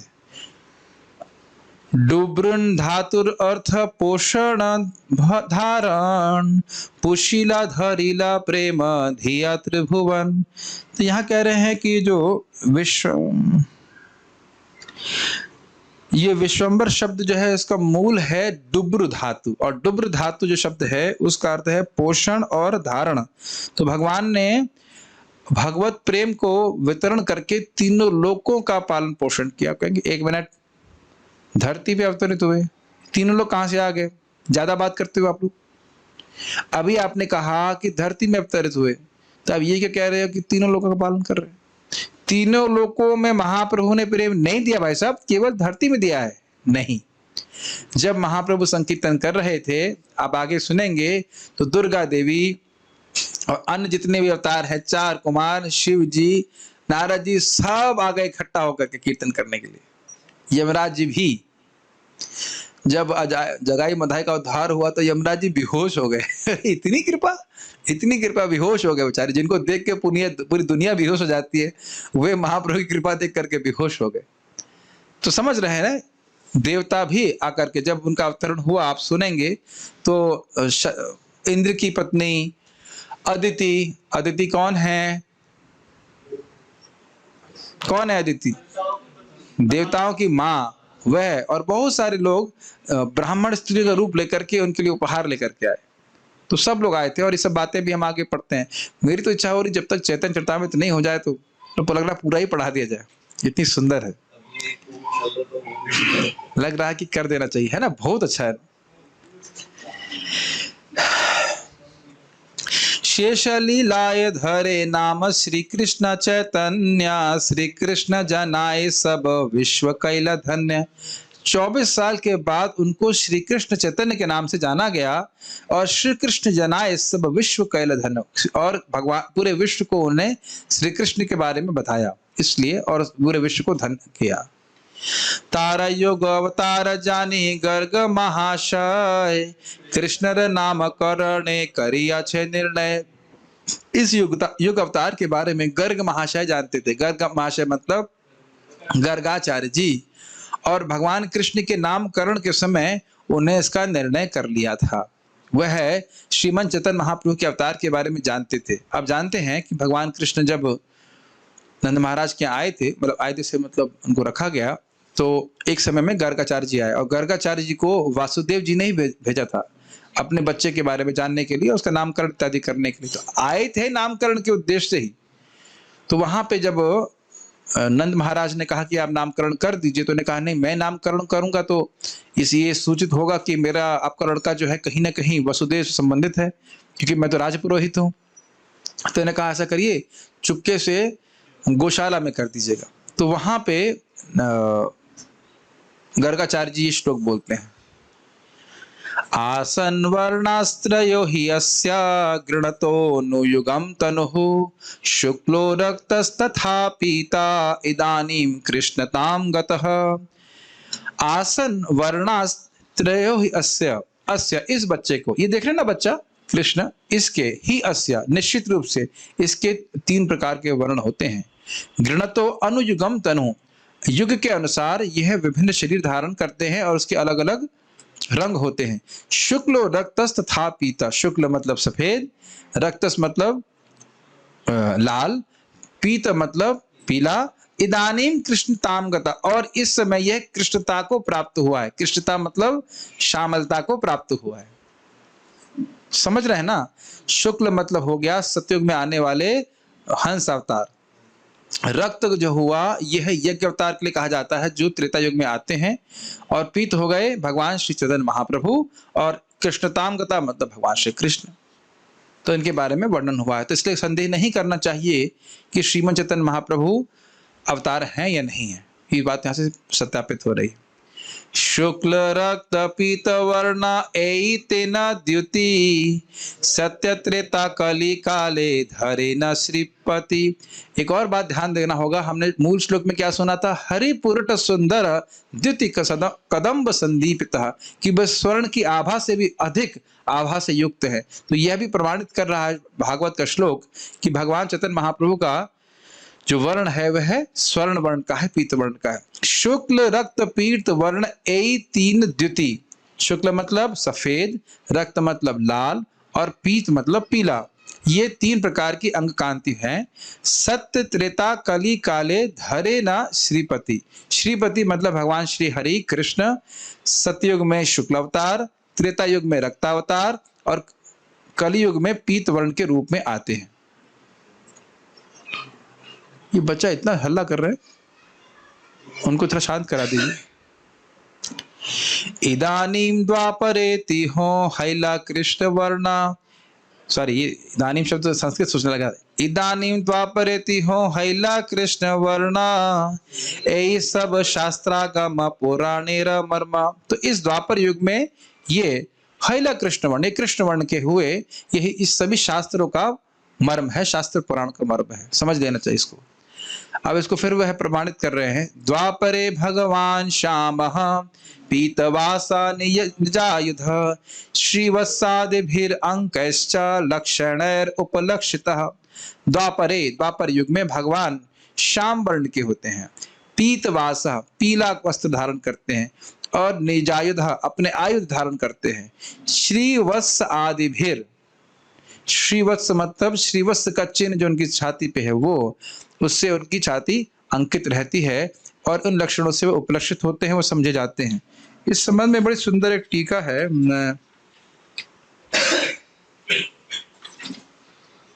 हाँ इसके बाद है, ये बहुत अच्छा है, इसको मैं पढ़ूंगा।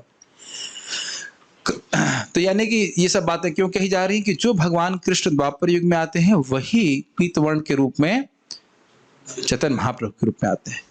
कलियुग युग धर्म नामेर प्रचार तथि लागी पीत वर्ण चैतन्य अवतार। इसको जरा फिर से गाया जाए।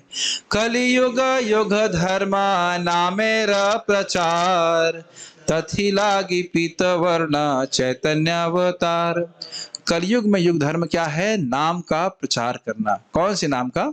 हरे कृष्णा कृष्णा कृष्णा हरे हरे, हरे राम राम राम हरे हरे। तथि लागी पीत वर्ण चैतन्य अवतार। और इसी उद्देश्य से भगवान पीत रंग में चैतन्य महाप्रभु के रूप में अवतरित हुए। इस संबंध में प्रभुपाद जी बहुत सुंदर बात अपने तात्पर्य में लिखते हैं। बहुत सुंदर श्लोक है ये, नारायण संहिता का श्लोक है। और प्रभुपाद कहते हैं भक्ति योग का शुभारंभ ही पवित्र नाम के कीर्तन से होता है, जिसकी पुष्टि मध्वाचार्य ने मुंडक उपनिषद के अपने भाष्य में की है। उन्होंने नारायण संहिता के श्लोक को प्रमाणित किया है।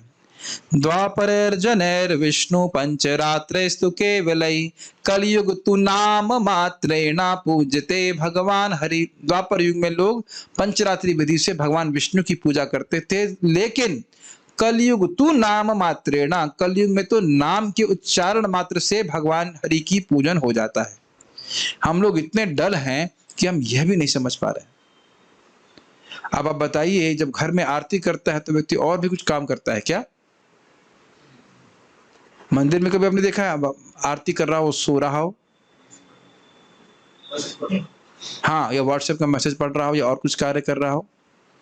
तो जब हम हरे कृष्ण मंत्र बोल रहे हैं तो हम भगवान का पूजन कर रहे हैं। ये बहुत गंभीर बात है, इसलिए अगर जितनी गंभीरता से करेंगे उतना फायदा होगा। तो इसलिए ये एक बहुत इंपॉर्टेंट बात है। और युग धर्म क्या है? नाम का प्रचार। तो बार प्रभुपाद से किसी ने पूछा, प्रभुपाद जी आप इस्कॉन के डिवोटी को 6 शब्दों में कैसे वर्णित करेंगे? तो उन्होंने कहा चैंट हरे कृष्णा, स्प्रेड हरे कृष्णा। आप स्वयं हरे कृष्ण मंत्र को जपिए और हरे कृष्ण मंत्र का प्रचार कीजिए। और इसके लिए जो कुछ करना आवश्यक हो, भाई प्रसाद नहीं खिलाएंगे तो कौन हरे कृष्णा करेगा? प्रसाद भी खिलाना जरूरी है, कथा बोलना भी जरूरी है, लेकिन सभी का उद्देश्य ये होना चाहिए कि लोग हरे कृष्ण मंत्र का उच्चारण करें। बिना हरे कृष्ण मंत्र का उच्चारण किए व्यक्ति की कोई विशेष प्रगति आपको महसूस होगी नहीं। तो मूल है हरे कृष्ण मंत्र, और उसके आसपास ये स्वयं मैं अपनी बात नहीं बोल रहा हूँ, महाप्रभु से पूछा गया कि सबसे महत्वपूर्ण भक्ति कौन सी है, हरे कृष्ण मंत्र। अच्छा, अब हमको समझ में आ गया, अब आपको कोई प्रवचन सुनने की हमको जरूरत नहीं है। भाई ये बोला गया है कि हरे कृष्ण मंत्र सबसे प्रामाणिक है, लेकिन यह श्रद्धा कैसे समझ में आ रही है, कैसे हो रही है? कथा सुन करके समझ रहे हैं। कथा नहीं सुनेंगे तो फिर पता ही नहीं चलेगा क्या है ये, ठीक है ना। हम लोग अभी रुक जाएं या कि तो चलने दें? ठीक ठीक। प्रभु जी कोऑर्डिनेटर हैं, प्रेम कृष्ण प्रभु तो ने कहा कि क्लास चलनी चाहिए, तो हम 10 मिनट और करके फिर उसके बाद हम कुछ प्रश्न ले लेंगे और फिर रुक जाएंगे। तप्त हेम सम कांति प्रकांड शरीर, नव मेघ जिनि कंठ ध्वनि ये गंभीर। तप्त हेम सम कांति, बताइए क्या अर्थ हुआ? तप्त मतलब पिघला हुआ, हेम मतलब सोना, सम मतलब समान। तो पिघले हुए सोने के समान उनकी कांति है। कांति का अर्थ क्या होता है? चमक। यस, हाँ। प्रकांड शरीर, और उनका शरीर बहुत बलवान है। लेकिन बलवान का अर्थ ऐसा ना समझिएगा कि ऐसे आज बॉडी बिल्डर होता है उसके 6 पैक होते हैं, इस प्रकार से नहीं है बड़ा मृदु शरीर। एक बार प्रभुपाद जी गुस्सा किए, कोई कृष्ण का स्वरूप बनाया और उसके भगवान के 6 पैक होते हैं ना, बॉडी बिल्डर की तरह, उसे दिखा दिया 22 ऐसा। सोचा भगवान तो बड़े शक्तिशाली होंगे, तो प्रभुपाद बोले नहीं, कृष्ण इस प्रकार से नहीं है, वो है एकदम कोमल लेकिन बहुत शक्तिशाली है। कहाँ तो किसके बारे में बात आ रहा था? एक भगवान झापड़ मारते हुए मर जाता है, भगवान कृष्ण के रूप में, किसको बोल रहे थे? हाँ, तो भी नहीं, मैं ब्रजलीला की बात कर रहा हूँ। किसी को भगवान बस झापड़ मारे तो मर गया था, याद नहीं आ रहा अभी। बलराम धेनुकासुर का तुमने सुना था, उसको बस ऐसे पकड़ा बलराम जी ने और घुमाना शुरू किया, घुमाते घुमाते ही मर गया वो। किसी को मारे थे, थप्पड़ मारे थे। प्रलंबासुर को बलराम जी मारे थे थप्पड़, थंब से मारे, वही मर गया वो। लेकिन ऐसा नहीं बलराम जी मेरे बाइसेप्स इस प्रकार के, मेरे तो नहीं है, मैं खाली बोल रहा हूँ, इस प्रकार से बाइसेप दिखाने की जरूरत नहीं भगवान को। बलराम जी तो तृण से मार दी थी उसको, रोमहर्षण को, तो ये सब दिखाने की जरूरत नहीं। सुकोमल बालक जैसे लगते हैं। इसीलिए जब क्या नाम था उसको, वो जो पहलवान थे, चाणूर मुष्टिक से भगवान कृष्ण बलराम जो युद्ध कर रहे थे, तो जो वहां स्त्रियां थी उनको बहुत खराब लग रहा था। अरे देखो आज कितने छोटे बच्चे हैं, प्यारे प्यारे बच्चे, और उनको इतने महान भयानक पहलवानों से युद्ध करना पड़ा है। लेकिन भगवान एक तमाचा, हाँ उसी को मारे थे, एक तमाचा मारे थे, बस वो मर गया वही। अच्छा आप बताइए, अगर ऐसा युद्ध आप देख रहे हैं तो आपको आश्चर्य नहीं होगा? एकदम प्यारा सुकोमल बच्चा 14-11 साल का, और वो जोर से एक तमाचा मारे एक पहलवान को, जो एकदम बिल्कुल पहलवान जैसा है, बिल्कुल भयानक, और वो मर जाए, आपको आश्चर्य नहीं लगेगा? कंस जो जिसको कोई हरा नहीं सका, वो कंस को पकड़े नीचे लेके आया, धम्म से मारते चले गए और मर गया वो। तो भगवान के संग ऐसा नहीं कि उनको बॉडी बिल्डिंग करनी पड़े, ऐसा कुछ करने की जरूरत नहीं है। भगवान बड़े शक्तिशाली हैं। नव मेघ जिनी कंठ ध्वनि ये गंभीर। नव मेघ का अर्थ समझते हैं आप लोग, नया मेघ, इसमें बादल में पानी होता है, वो कैसे करता है, आवाज गड़गड़ाता है, तो उसकी ध्वनि को भी उनकी कंठ ध्वनि जीत रही है, और बड़ी गंभीर ध्वनि है। मेघ गंभीर या वाचा, एक भागवत में श्लोक आता है जब भगवान कृष्ण बोल रहे होते हैं, तो उसी प्रकार से आप बोल रहे हैं, नव मेघ जिने कंठ ध्वनि ये गंभीर। ठीक है। दीर्घ विस्तारे ये आपनार हाथ, चारि हस्त हय महापुरुष विख्यात। दीर्घ विस्तारे, इसका अर्थ यहाँ पे क्या लिया जा रहा है? हाँ, जो व्यक्ति अपने हाथ से 4 हाथ ऊंचा और इतना ही चौड़ा होता है वह महापुरुष कहलाता है। तो आप लोगों को नापने की जरूरत नहीं है, हम लोग के अंदर ये गुण नहीं है, ये केवल भगवान के अंदर होता है। कभी कभी ये गुण बताए जाते हैं तो लोग नापना शुरू करते हैं, कहीं वो महापुरुष मैं ही तो नहीं हूँ जिसका युग युग में अवतरण होता है धर्म की संस्थापना करने के लिए। नहीं भाई, आई एम सॉरी, बट हम लोग वो नहीं है, वो भगवान ही है। हाँ जी, जब अपने 3.5 हाथ के होते हैं, हाँ जी, भगवान महापुरुष का क्या नाम है? हाँ, तो ये डॉक्टर साहब के बता रहे हैं कि सब लोग 3.5 हाथ के होते हैं। हमको पता नहीं, हमने कभी नापा नहीं है, क्योंकि मुझे पता है कि मैं महापुरुष नहीं हूँ मैं महापुरुष के दासों के दास बनने का प्रयास कर रहा हूँ। तो उम्मीद है कि लोग नापना शुरू नहीं कर रहे होंगे, कहीं वो महापुरुष हम तो नहीं है। ठीक है, नहीं। न्यग्रोध परिमंडल है तार नाम, न्यग्रोध परिमंडल तनु चैतन्य गुण धाम। ये टेक्निकल शब्द है, यहाँ पे कह रहे हैं कि न्यग्रोध परिमंडल जो है ये है ऐसा व्यक्ति न्यग्रोध परिमंडल कहलाता है, मतलब जिसके अंदर ये महापुरुष के लक्षण होते हैं। और महाप्रभु का जो तनु था यह न्यग्रोध परिमंडल का धाम था, मतलब महापुरुष के सारे लक्षण उनके शरीर में थे। आजानुलंबित भुज कमल लोचन तिल फूल जिनी नासा सुधांशु वदन। आजानुलंबित भुज, जिनकी भुजाएं आजानु घुटने तक लंबी थी। अब किसी को खड़ा करके हम नहीं कहना चाहते कि आप ट्राई कीजिए, एक आदमी खड़ा हो जाए तो ट्राई कीजिए, क्या नाम है, साधु शरण प्रभु खड़े होकर देखिए, एक वो जस्ट चेक करें, मेरा भी नहीं पहुंच रहा, जस्ट मिस हो गए, नहीं तो आप महापुरुष हो जाते जस्ट। हम सब लोग क्लास के बाद खड़े होकर चेक करेंगे कि क्या हमारा हाथ घुटने तक पहुंच रहा है। आप कहेंगे अरे 6 इंच से रह गए। अगर 6 इंच हो जाता तो हम भी महापुरुष की कैटेगरी में आ जाते। होता है जैसे किसी के हाथ जो है बहुत लाल होते हैं, बहुत सारे इसमें नियम होते हैं, हाथ लाल होता है, उसका माथा बड़ा होना चाहिए, और बहुत सारे आप उसमें वर्णन दिया गया है। आगे जब आप महाप्रभु के अवतरण के संबंध में सुनेंगे तो वहां पे उनके 32 गुणों का वर्णन किया जाएगा। ये मैंने सुना है, मुझे एक भक्त बता रहे थे कि काशी में कोई व्यक्ति है और बहुत कम लोग इस विद्या को जानते हैं।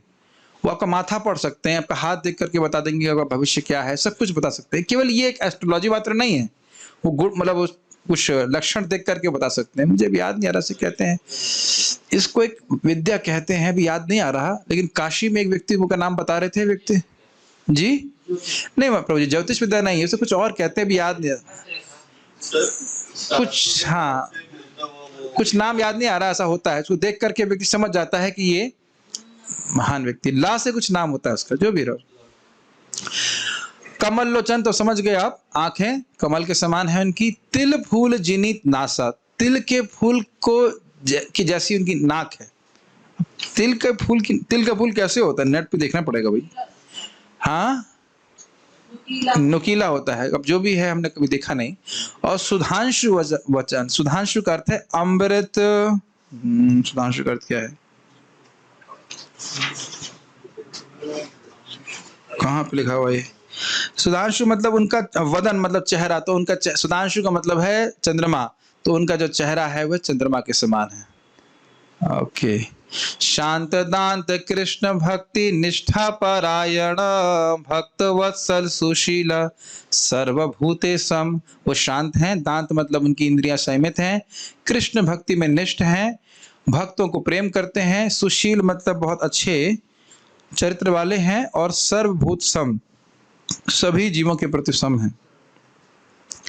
चंदनेर अंगद बाला चंदन भूषण नृत्य काले पौरी करे न कृष्ण संकीर्तन।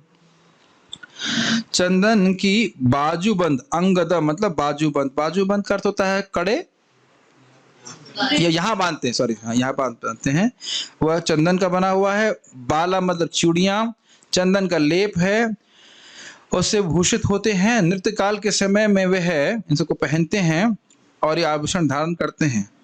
ठीक है, कोई कठिनाई नहीं है, इनके अंग का वर्णन हो रहा है। ए सब गुण लैया मुनि वैशाम पायन सहस्त्र नामे कैला तार नाम गणनन।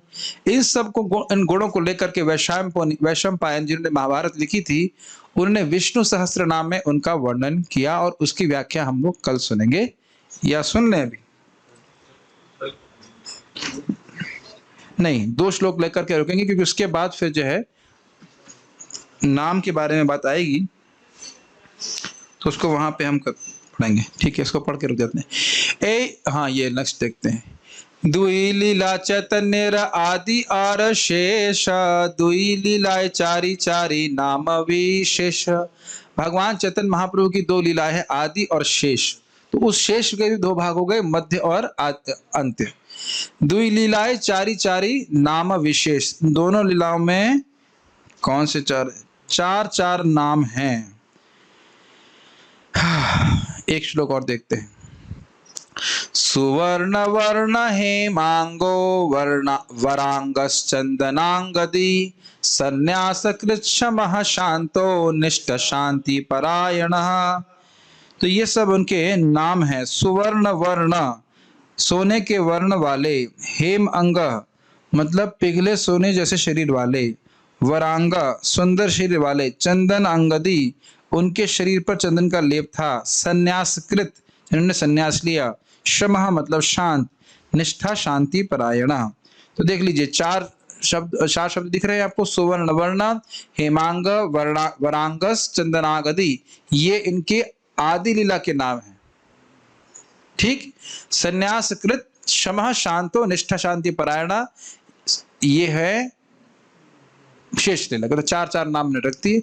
इसके बाद आगे हम लोग कल सुनेंगे किस प्रकार से नाम का प्रचार किया। वो हम लोग कुछ प्रश्न अगर भक्तों के मैं देख लेता हूं, उसके बाद फिर हम रुक जाते हैं।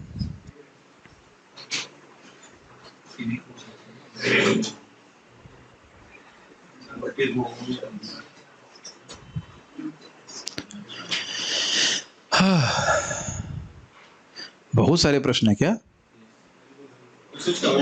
अच्छा, हु इज मनु? मनु के बारे में, मनु देखिए जैसे कि आप यहाँ समझते हैं ना, सरकार आती है 5 साल के लिए, उसी प्रकार से भगवान ब्रह्मा जी के एक दिन में 14 सरकारें आती हैं, तो 14 मनु होते हैं, वो उसको वो राज्य करते हैं जगत में।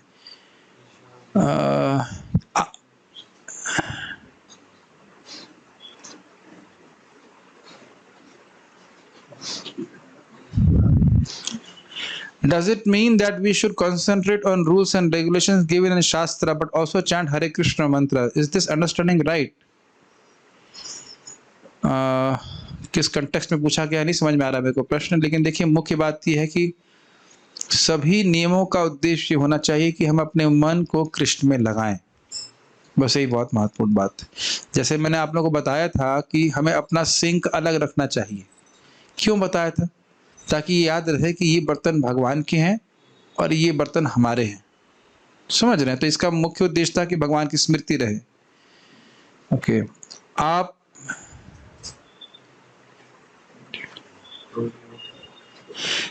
मैं भी प्रयास कर रहे हैं, हम प्रयास को भक्त कर रहे हैं कि कभी बुराई नहीं करें। कभी कभी फेल हो जाते हैं। हाँ तो ठीक है, फेल हो जाते हैं तो भगवान ये तो देख रहे हैं ना कि आप प्रयास कर रहे हैं। ऐसे लोगों का संग ना करें जिनका बड़ा आग्रह है और यत्न पूर्वक आपको बोलना चाहते हैं, आपको पता है उस भक्त का क्या हुआ। ऐसे भक्तों का संग नहीं कीजिए, वो सब नुकसान होता है। एक बहुत गंभीर बात समझिए, कभी किसी प्रारब्ध की वजह से किसी भक्त का कोई गलत कार्य हो जाता है, आप तुरंत जजमेंट मत दे दीजिए कि वो भक्त गड़बड़ है।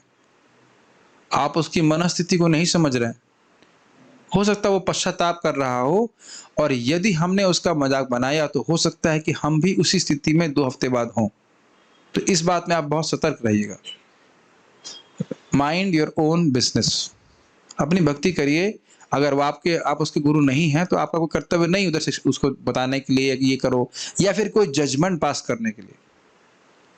ये आपको अपने जीवन में समझ में आ गया कि हमारे बहुत सारी कठिनाइयां थी जो भगवान की कृपा से धीरे धीरे चली जाती हैं। हम चाह करके भी उनको नहीं हटा पा रहे थे। समझ रहे ना मेरी बात? तो ऐसा दूसरे भक्तों के संग भी होता है। It is very difficult to stop saying bad about that person who shows himself as very dharmic but does not follow Shastra at all. ठीक है, तो ऐसे तो बहुत लोग कलयुग में होंगे ही जो लोग धर्म का पालन नहीं करेंगे और अपने को धार्मिक दिखाएंगे।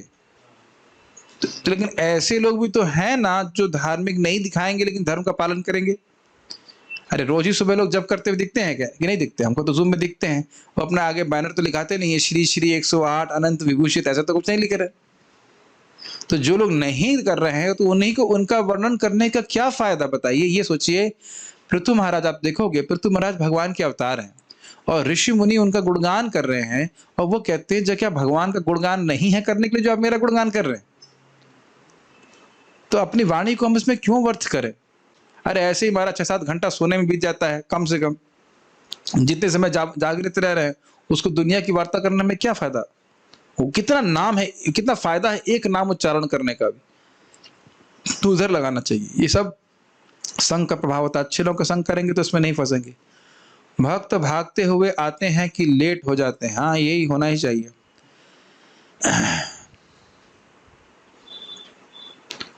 गलत विचार तो आते हैं, हाँ आते भी और चले भी जाते हैं। जोर से हरि नाम करें। यस।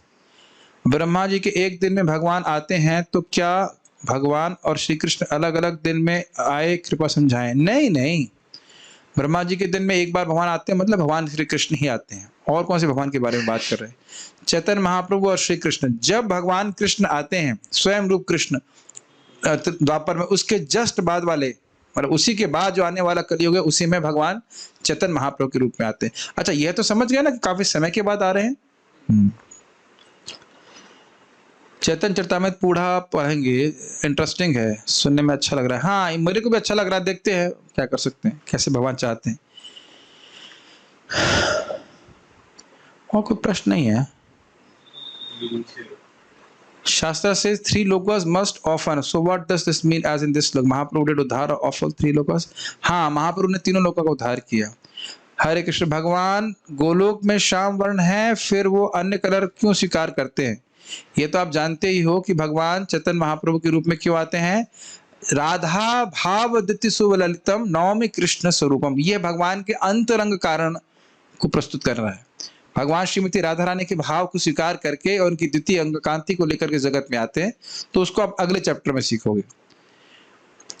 द्विविध वर्ण हिरण्याक्ष, दो भी तो मथुरा में थप्पड़। हाँ ठीक है। If a person is chanting, hearing, serving regularly, but then also falls down, will Lord Chaitanya help him again? Yes. Yes. ये अरे भाई, ये नई बात नहीं है, ये गिरना पड़ना सबका होता ही है अनर्थ निवृत्ति में। समझ रहे हैं ना, कोई नई बात नहीं है, सबका गिरना पड़ना चलता रहता है। वो नाम जप करते रहिए, अपने धीरे धीरे करके गिरना पड़ना सब बंद हो जाएगा। हाँ, सामुद्रिक शास्त्र, गुड, सामुद्रिक शास्त्र की बात कर रहे थे। यस, वो चिन्ह को देख करके व्यक्ति समझ लेता है क्या है। अगर प्रभु जी एक व्यक्ति पूछता है कि कृष्ण जी और बलराम जी में क्या अंतर है, कि बलराम जी आगे में तो बड़े हैं, एज में तो बड़े हैं, और कृष्ण को फिर भी अपने से बड़ा स्थान देते हैं और शक्तिशाली भी हैं, तो प्रभु जी मैं क्या आंसर दूं उनको? इसका वर्णन तो हम लोगों ने कल ही कर रहे थे ना, प्रभाव, प्राभाव और वैभव इत्यादि। भगवान कृष्ण के विस्तार है, बलराम जी और अधिक शक्तिशाली, आप ऐसे नहीं कह सकते हो। बलराम जी और भगवान कृष्ण समान रूप से शक्तिशाली हैं, वो उनके विस्तार है। किसको क्या उत्तर दे सकते हैं इस पर निर्भर ये करता है उसके पास बुद्धि कितनी है। उसके पास कितनी बुद्धि है, क्या उसने जप किया है, क्या आपके प्रति आदर भावना है, उस पर निर्भर करता है इसे क्या उत्तर दे सकते हैं। Okay, we are das, trying to be das of Mahaprabhu and Acharya, so our hand should reach in seva, not knee. Oh good. अच्छा, Vaishampayan read Mahabharata and why Vyasadev is said to be its writer?